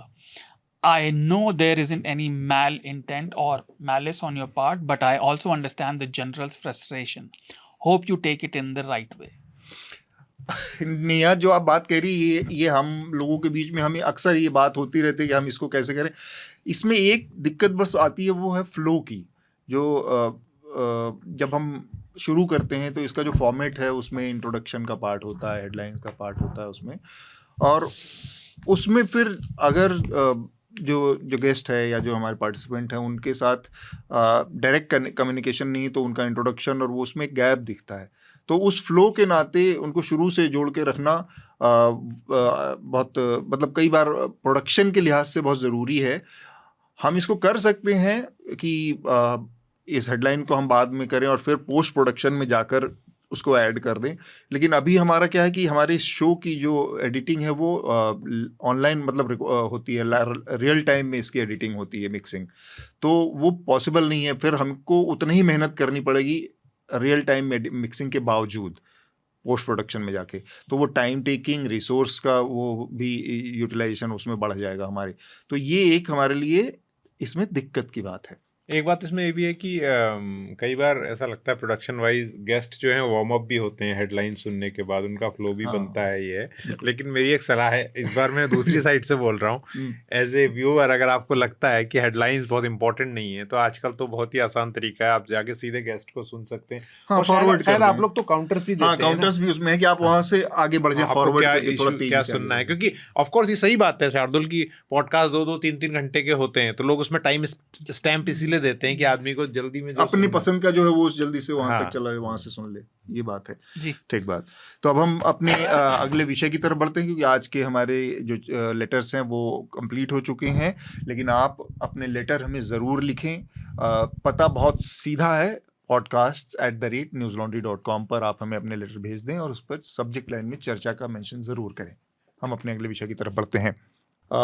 कई सारे अलग अलग देश के हिस्सों से YouTubers और उनको गिरफ्तार किया है भारत की पुलिस ने और सुरक्षा एजेंसियों ने, और उनके ऊपर आरोप है कि ये लोग पाकिस्तान के इशारे पर काम कर रहे थे, और पाकिस्तान की एम्बेसी से एक अधिकारी को एक्सपेल भी किया है कल भारत ने। उनका नाम दानिश है, और उनके ऊपर आरोप ये लगाया जा रहा है कि वो एक नेटवर्क बना रहे थे ऐसे लोगों का जो कि पाकिस्तान के वीज़ा के लिए उनसे संपर्क करते थे, ऐसे लोगों को वो ट्रैप करते थे। ये सारी बातें कही गई हैं। इसमें एक यूट्यूबर है ज्योति मल्होत्रा, इन्फ्लुएंसर हैं, उनके ऊपर बहुत सीरियस आरोप लगे हैं अभी, और ये सारी बातें कही जा रही हैं। लेकिन साथ में हिसार पुलिस जिसने गिरफ्तार किया है, उसने एक कल बाकायदा बड़ा प्रेस रिलीज जारी कर, एक स्टेटमेंट जारी कर, मीडिया में जो इन यूट्यूबर्स के और ज्योति मल्होत्रा के बारे में चलाई जा रही खबरें हैं, उनका एक एक करके खंडन किया है कि ये सारी चीज़ें ऐसी नहीं हैं। मसलन वो कन्वर्ट करना चाहती थी, पाकिस्तानी एक आदमी के साथ शादी करना चाहती थी, और इस तरह की कई उलझुल बातें हैं बहुत सारी, जिसका उन्होंने एक एक करके खंडन किया है।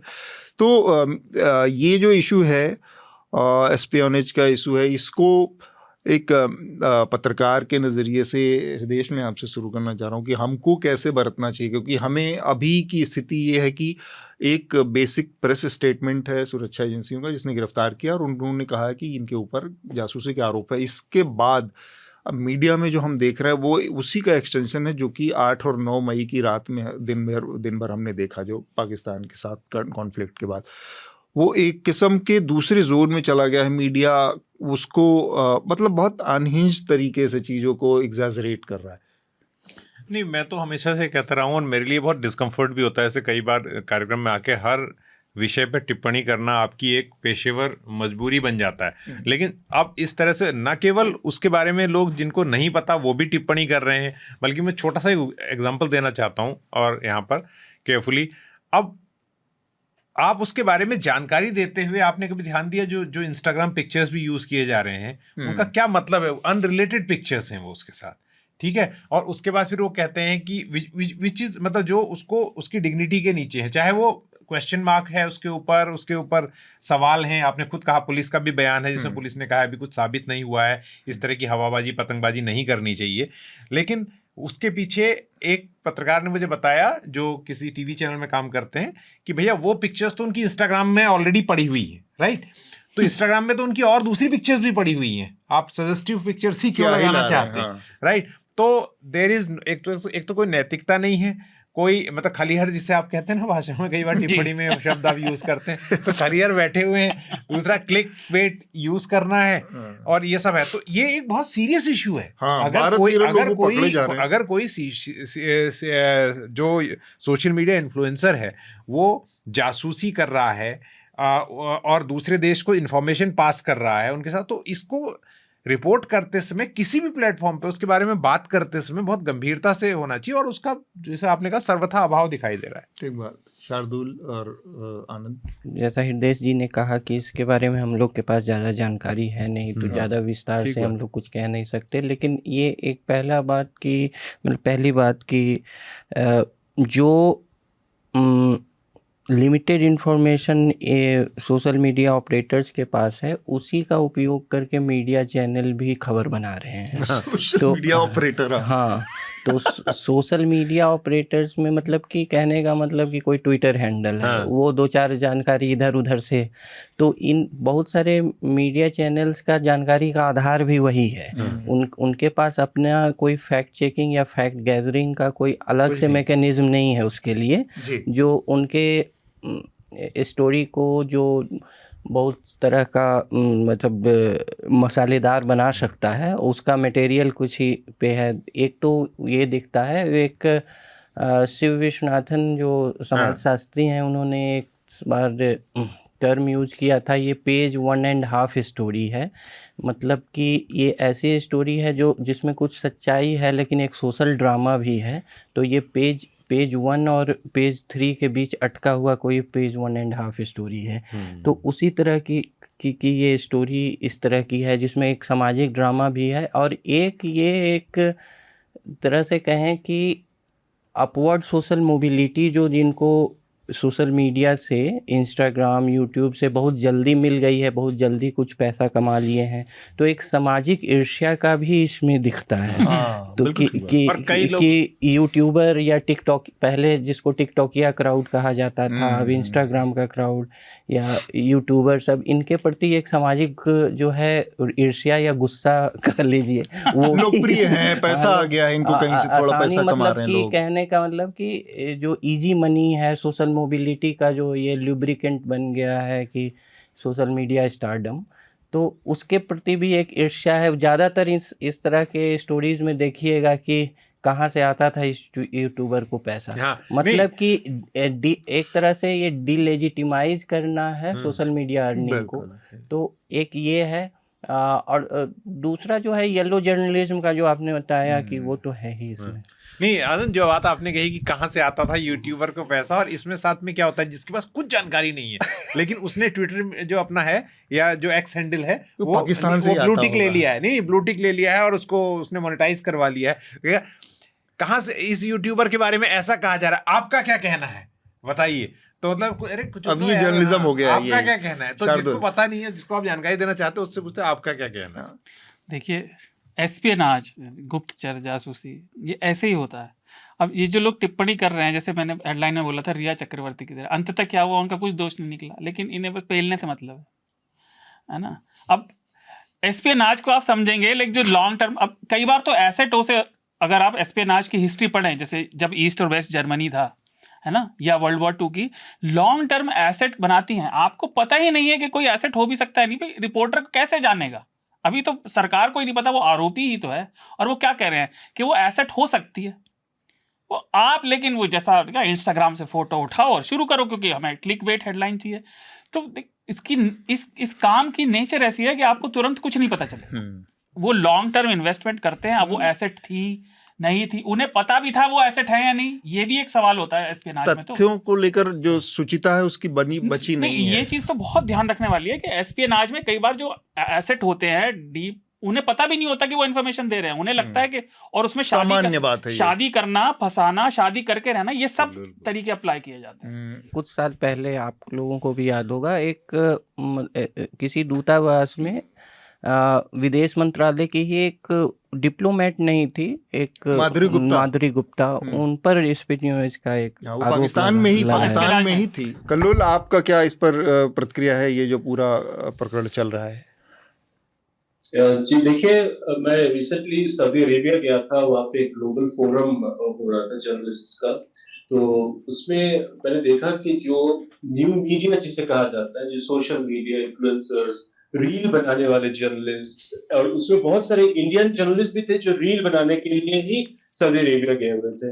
उसके बाद मैं थोड़े दिन बाद मैं दुबई गया, तो वहां पर मैंने देखा कि फॉर्मल मीडिया ऑर्गेनाइजेशंस या फिर ट्रेडिशनल मीडिया ऑर्गेनाइजेशन से बहुत ही कम लोग थे, और ज्यादातर मैंने देखा कि दक्षिण भारत के, केरला के, आंध्र के और महाराष्ट्र से, गोवा से रील बनाने वाले पत्रकारों को दुबई ले गया था। यानी कि यूनाइटेड अरब एमिरेट्स की सरकार जो है वो सोशल मीडिया इन्फ्लुएंसर्स को ज्यादा इम्पोर्टेंस दे रहे हैं।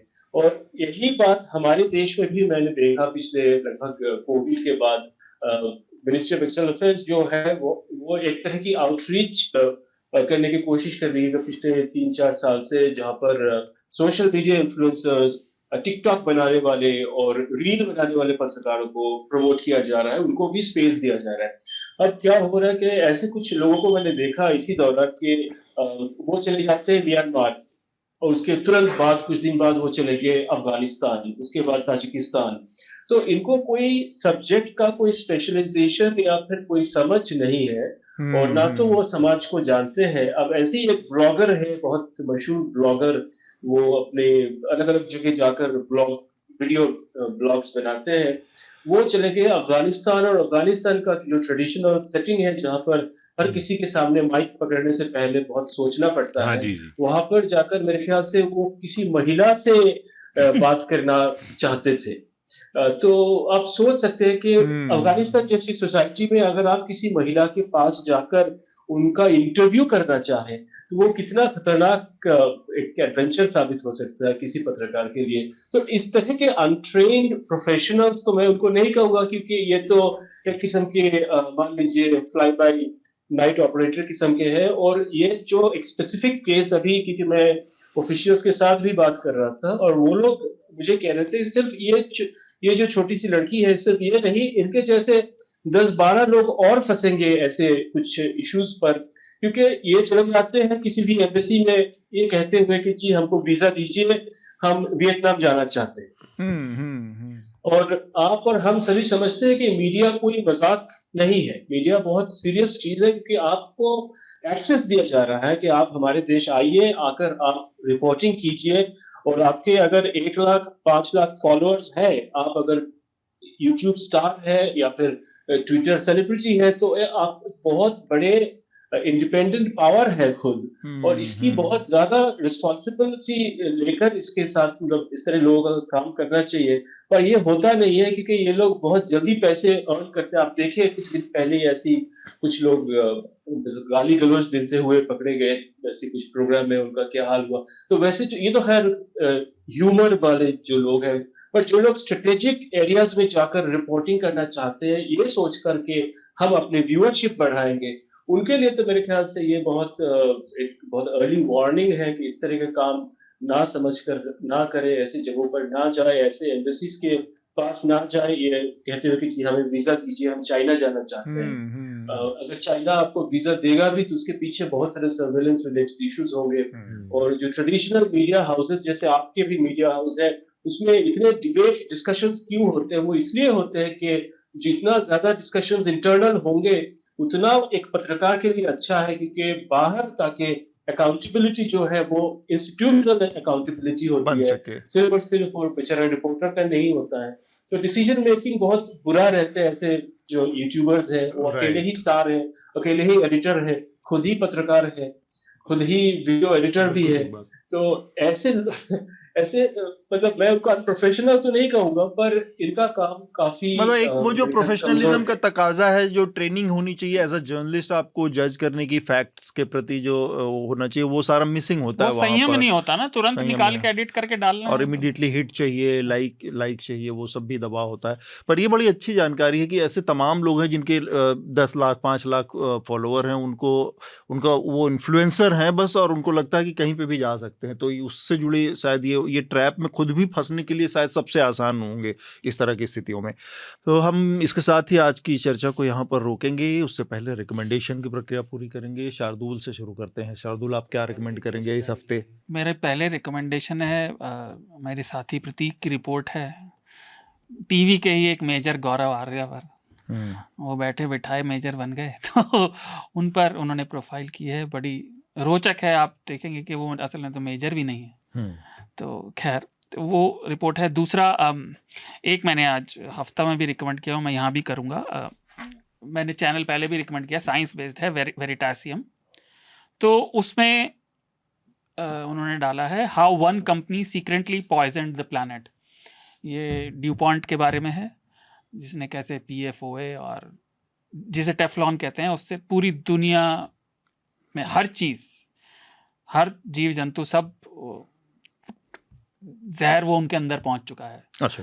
तो ये देखें, बहुत इंटरेस्टिंग है, क्योंकि इस पर एक पिक्चर बनी थी डार्क वाटर्स 2019 में, लेकिन उसके बाद और 5-6 साल में और बात आगे बढ़ी है। और तीसरा, आज हमने पाकिस्तान वाली बात करी तो मुझे याद आया था, मैंने एक डॉक्यूमेंट्री देखी थी काफ़ी साल पहले, वो BBC 2 की 2 पार्ट डॉक्यूमेंट्री थी, सीक्रेट पाकिस्तान। ये ओसामा बिन लादेन के मारे जाने के बाद इसमें बहुत सारे आपको ऑपरेटिव्स मिलेंगे जो CIA ऑपरेटिव्स भी हैं, और वेस्टर्न जो प्लांट्स थे उनके, जो CIA ऑपरेटिव्स नॉन मिलिट्री वाले हैं, उसमें बहुत सारे लोगों से बात की है, सरकारी कारिंदों से बात की कि कैसे पाकिस्तान पैसे लेकर उन्हीं के खिलाफ काम कर रहा था। तो काफ़ी इंटरेस्टिंग है अगर आपको समझना है कि पाकिस्तान के इंटरनल आर्मी और ISI कैसे काम करती है। तो ये 3 मेरे रिकमेंडेशन। आनंद, आपका रिकमेंडेशन? 2019 की एक किताब रिकमेंड कर रहा हूँ। अंतर्राष्ट्रीय मामलों के जानकार हैं, राजनीति वैज्ञानिक जॉन मार्शेमर की the great delusion liberal dreams and realities of international politics ऐसे करके, तो उन्होंने यथार्थवादी ढंग से जो रियलिस्ट स्कूल है इंटरनेशनल रिलेशंस का, तो अभी जितने भी कॉन्फ्लिक्ट्स हैं या विश्व राजनीति में, उसको मेरे ख्याल से इन सब सिनेरियोज़ को उस किताब से में एक तरह से प्रेडिक्ट किया गया था, और अभी मुझे ऐसा लगता है। और रियलिज़्म फिर से जो है वो हमेशा से रहा है, ऐसा नहीं है कि ये कोई नया रियलाइजेशन है कि रियलिज़्म, लेकिन जो बहुत सारे वेस्टर्न पावर्स और ये सब का जो ग्लोबल गवर्नेंस के प्रति अब रवैया है, जो बहुत रियलिस्ट कैलकुलेशंस का नेशनल इंटरेस्ट को रखकर, और हमेशा से ये रहा है। लेकिन उन्होंने कहा है कि जैसे कि किताब के शीर्षक से ही है, पोस्ट कोल्ड वॉर में जो है बहुत सारा डिल्यूजनल जो आ गया था कि एंड ऑफ हिस्ट्री, फुकुयामा का जो एस्से था, और उसके बाद जो इंटरनेशनल पॉलिटिक्स की दिशा है, उसके बाद अब ये कॉन्फ्लिक्ट्स हमें दिखाता है कि जैसे कैसे यथार्थवादी चिंतन बहुत ज़रूरी है हमारे विदेश नीति में, और उसको लेकर उन्होंने सिनेरियोज जो रखा था वो अब काफ़ी सामने हमारे दिख रहा है। इसलिए मैं ये दूसरा, मैं चूँकि हमारे जो गेस्ट हैं उनकी किताब रिकमेंड कर रहा हूँ, कलोल की किताब मेहरूज फर्स्ट रिक्रूट्स, और इस पर हम लोगों ने इंटरव्यू भी किया था कलोल के साथ, और वो इंटरव्यू भी आप देख सकते हैं न्यूज़ लॉन्ड्री पे। और उसमें जो भारतीय विदेश सेवा के 1950-60 शुरू के 2 दशक के जितने भी अधिकारी हैं, उनका इंस्टीट्यूशनल कल्चर क्या था, उनके थॉट प्रोसेस, ट्रेनिंग, और उसमें भी कुछ स्पेसिफिक अधिकारियों का एक पर्सपेक्टिव क्या है, प्रोफाइलिंग, और भी कई चीज़ें कि भारतीय विदेश नीति बनने में और उस समय का क्या योगदान रहा, और उसमें भारतीय विदेश सेवा की नींव कैसे पड़ी, वो जो फाउंडेशनल एलिमेंट्स हैं हमारे डिप्लोमेटिक कोर का, वो इनकी किताब में बहुत इन्होंने विस्तार से उसका जिक्र किया है। तो कलोल की वो किताब भी रिकमेंड। हृदयेश, आप क्या रिकमेंड करेंगे?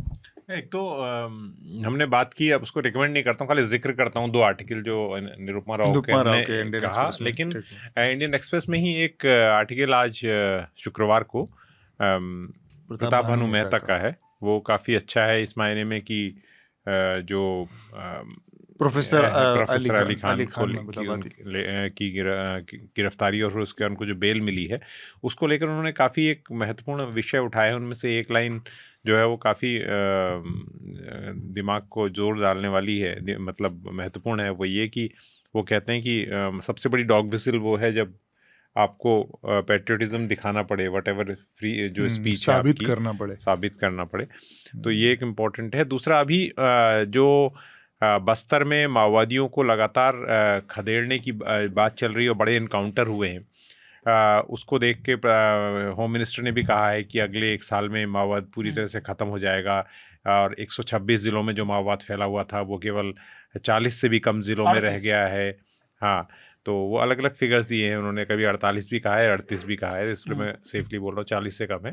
तो इन सब बातों को देखते हुए एक बहुत पुरानी लेकिन बहुत ही संजीदा किताब है, but it's a serious read अगर कर सकें। रॉबिन रे की जो है, सेंट स्टीफेंस के पढ़े हुए हैं रॉबिन रे, उनको लल्लू रे भी कहा जाता था। उनकी बहुत ही प्रोफाउंड बुक है, उसका नाम है माओइस्ट एंड देयर आइडियोलॉजी। अगर पढ़ सकें, क्योंकि ये किताब बहुत लंबे समय तक आउट ऑफ प्रिंट रही, अब एक बार फिर से उपलब्ध है। तो इसको पढ़ सकते हैं लोग जो समझना चाहते हैं। तो जब माओवाद जा रहा है तो अगर बहुत अच्छी बात है अगर वो जा रहा है, लेकिन उसकी जड़ें जो हैं वो रिफॉर्म में भी हैं कि समाज में जो एक बराबरी का हक जब तक नहीं मिलेगा तो ये समस्या बार बार लौट भी किसी और रूप में भी आ सकती है। बिल्कुल ठीक बात। कल्लोल, आपका रिकमेंडेशन क्या होगा? Thank you so much Anand ji, आपने मेंशन किया मेहरूज फर्स्ट रिक्रूट्स को, that's very kind of you. मैं दरअसल आजकल पाकिस्तान को बांग्लादेश को मैं पढ़ाई कर, मतलब बांग्लादेश को लेकर रिसर्च कर रहा हूँ, और एक किताब जो मैं कुछ दिनों से मेरे पास बहुत दिनों से था पर दोबारा उसे पढ़ रहा हूँ, वो है द टेररिस्ट प्रिंस। तो मेरा रिकमेंडेशन दो है। जी। एक तो ये दोनों जो आर्टिकल हैं निरुपमा राव के, एक एक दिन आगे पीछे आए हैं, वो दोनों तुम आप देख ही सकते हैं। इसके अलावा डिस्कवरी में, मतलब पिछला 2 हफ्ता जो रहा है इसी तरह की चीज़ें हम लोग सब लोग कंज्यूम करते रहे, तो डिस्कवरी प्लस पर एक पूरी डॉक्यूमेंट्री है, 2 पार्ट की सीरीज़ है पाकिस्तान के नाम से। और ये बेसिकली उस जर्नी को बहुत अच्छे से डॉक्यूमेंट इस डॉक्यूमेंट्री में किया गया है कि पाकिस्तान की सेना जो उसका वो था उसमें, और जो यहाँ के जो जिहादी एलिमेंट थे, जो एक्सट्रीमिस्ट एलिमेंट थे, उनकी जेनेसिस और उसका अमेरिका और रसिया एंगल से होते हुए कैसे वो स्ट्रक्चर्ड होके पूरा एक क्लोज निटेड कॉम्बिनेशन बन गया, और फिर वो स्टेट की पॉलिसी का हिस्सा बनते गए, और फिर उन्होंने वहाँ से वापस रिफ्लक्स होके गए वहाँ पे तालिबान अफ़गानिस्तान, और फिर वहाँ तालिबानी शासन हुआ और ये सारी चीज़ों को, तो उसको बहुत अच्छे से डॉक्यूमेंट करती है कि पाकिस्तान की जो ये जर्नी है, ये मतलब एक बहुत स्ट्रक्चर्ड वे में लंबे समय से, करीब 50 साल के करीब होने जा रहे हैं, कि इस इतने लंबे अवधि में ये इस रूप में आकार लिया इसने। तो इसके लिए, इसको ख़त्म करने के लिए भी बहुत लंबा और बहुत ज़्यादा मतलब उस तरह की स्ट्रक्चरल चेंजेस की पॉलिटिकल लेवल पे ख़ास कर ज़रूरत है। और दूसरा उसका एक हिस्सा जो है आर्मी, उसको भी वो उसमें सबसे बड़ा हिंड्रेंस है, जो कि संभव नहीं है उसको चेंज कर पाना, ये एक उसका लबिलवाब है। और दूसरी डॉक्यूमेंट्री आई है, ये 3 पार्ट की सीरीज है ओसामा बिन लादेन की, तो उससे कमोबेश सारे लोग परिचित हैं। बस ये इन्होंने नए सिरे से इस पे जो नेटफ्लिक्स पे आई है, उन्हीं तथ्यों को, कमोबेश वही कैरेक्टर हैं कि वो ओसामा बिन लादेन की हंटिंग जो थी वो उसको डॉक्यूमेंट करती है। लेकिन इसमें केवल हंटिंग वाला पार्ट नहीं है। 2001 से 2011 तक के बीच में उसको पकड़े जाने का, मारे जाने तक का तो है ही है, लेकिन उससे पहले ओसामा बिन लादेन की पूरी जर्नी को एक पार्ट में कवर करता है कि क्या क्या करता रहा वो, कैसे उसने अफगानिस्तान, मतलब एक ऐसा टाइम है जो कि ओसामा बिन लादेन के बारे में बहुत कम ज्ञात तथ्य है। वो ये है कि एक पूरा एक डिकेड से ज़्यादा, करीब 15-16 साल ऐसे रहे जिसमें वो आदमी, एक टेररिस्ट आदमी और एक तीसरे देश से आदमी, बेसिकली वो डी फैक्टो अफगानिस्तान का किंग था या राजा था, या वहाँ का वो सत्ता संचालित कर रहा था। वो इस पोजीशन को एंटरटेन वहाँ पे कर रहा था, वो जो कि कमोबेश कभी बहुत उस तरह से डॉक्यूमेंट नहीं हुई। तो ये 2 चीज़ें मैं रिकमेंड करूँगा। मैं एक रिकमेंडेशन जोड़ सकता हूँ? बिल्कुल। हृदय जी की किताब से मुझे भी एक किताब याद आ गई, और वो बस्तर रीजन से जुड़ी है। उसका छोटी सी किताब है, बहुत लंबी नहीं है, शाल वनों का द्वीप, बहुत बढ़िया किताब है। अगर आप उस रीजन को थोड़ा सा समझना चाहते हैं, वहाँ के लोगों के सेंस में, देखिए हृदय जी ज़्यादा खुश होते जब इन्होंने जो किताब लिखी है उसको रिकमेंड करते हैं। नहीं, पर देखिए कि लोगों को खुश करना मेरा काम नहीं है ना, अच्छी रिकमेंडेशन देना मेरा काम है। ठीक बात। ये तो बात मतलब आप कर दिए कि इनका किताब अच्छा रिकमेंडेशन नहीं, मैंने ये कब कहा? अच्छी रिकमेंडेशन देने का मतलब जो मुझे याद आई मैंने वो बोल दी। देखिए आनंद ट्रोल करने की कोशिश कर रहे हैं, पर मैं नम्रता के रूप में उनका जवाब नहीं दूंगा। आप ये बोलते कि जो आपने पढ़ा है वो रिकमेंड, आपने नहीं पढ़ा है। नहीं, मैं क्या खैर, लेकिन हृदय की किताब जिनको नहीं जानकारी हो, यहाँ पे मैं बताना चाह रहा हूँ, उसको देखें। और हृदय ने क्योंकि लंबा वक्त उधर उस इलाके को कवर करने में एज अ रिपोर्टर बिताया है, बहुत अंदर तक रहे हैं, गए हैं। इनके एक टाइम पे तो लोग ये भी कहते थे कि इनके बहुत अच्छे संबंध हैं नक्सलियों से, तो वो सारे अब तो टूट गए होंगे, लेकिन वो किताब आप पढ़िए। लेकिन नक्सलियों से संबंध बनाने के लिए वहाँ जाने की जरूरत नहीं है। वो तो अर्बन नक्सल भी हो सकते हैं। तो इसके साथ ही हम आज की चर्चा को यहाँ पर रोकेंगे। कल्लोल, शार्दुल, आनंद और हृदय, आप सबका इस चर्चा में शामिल होने के लिए बहुत बहुत शुक्रिया। आपको उन मीडिया संस्थानों को समर्थन देना होगा जो सरकारी विज्ञापनों पर निर्भर नहीं है। न्यूज लॉन्ड्री ऐसा ही मीडिया प्लेटफॉर्म है। हम किसी से विज्ञापन नहीं लेते। न्यूज लॉन्ड्री को सब्सक्राइब करने के लिए newslaundry.com/subscription पर जाएं और अपने मन मुताबिक राशि चुनें। न्यूज लॉन्ड्री को सब्सक्राइब करें और गर्व से कहें, मेरे खर्च पर आजाद हैं खबरें।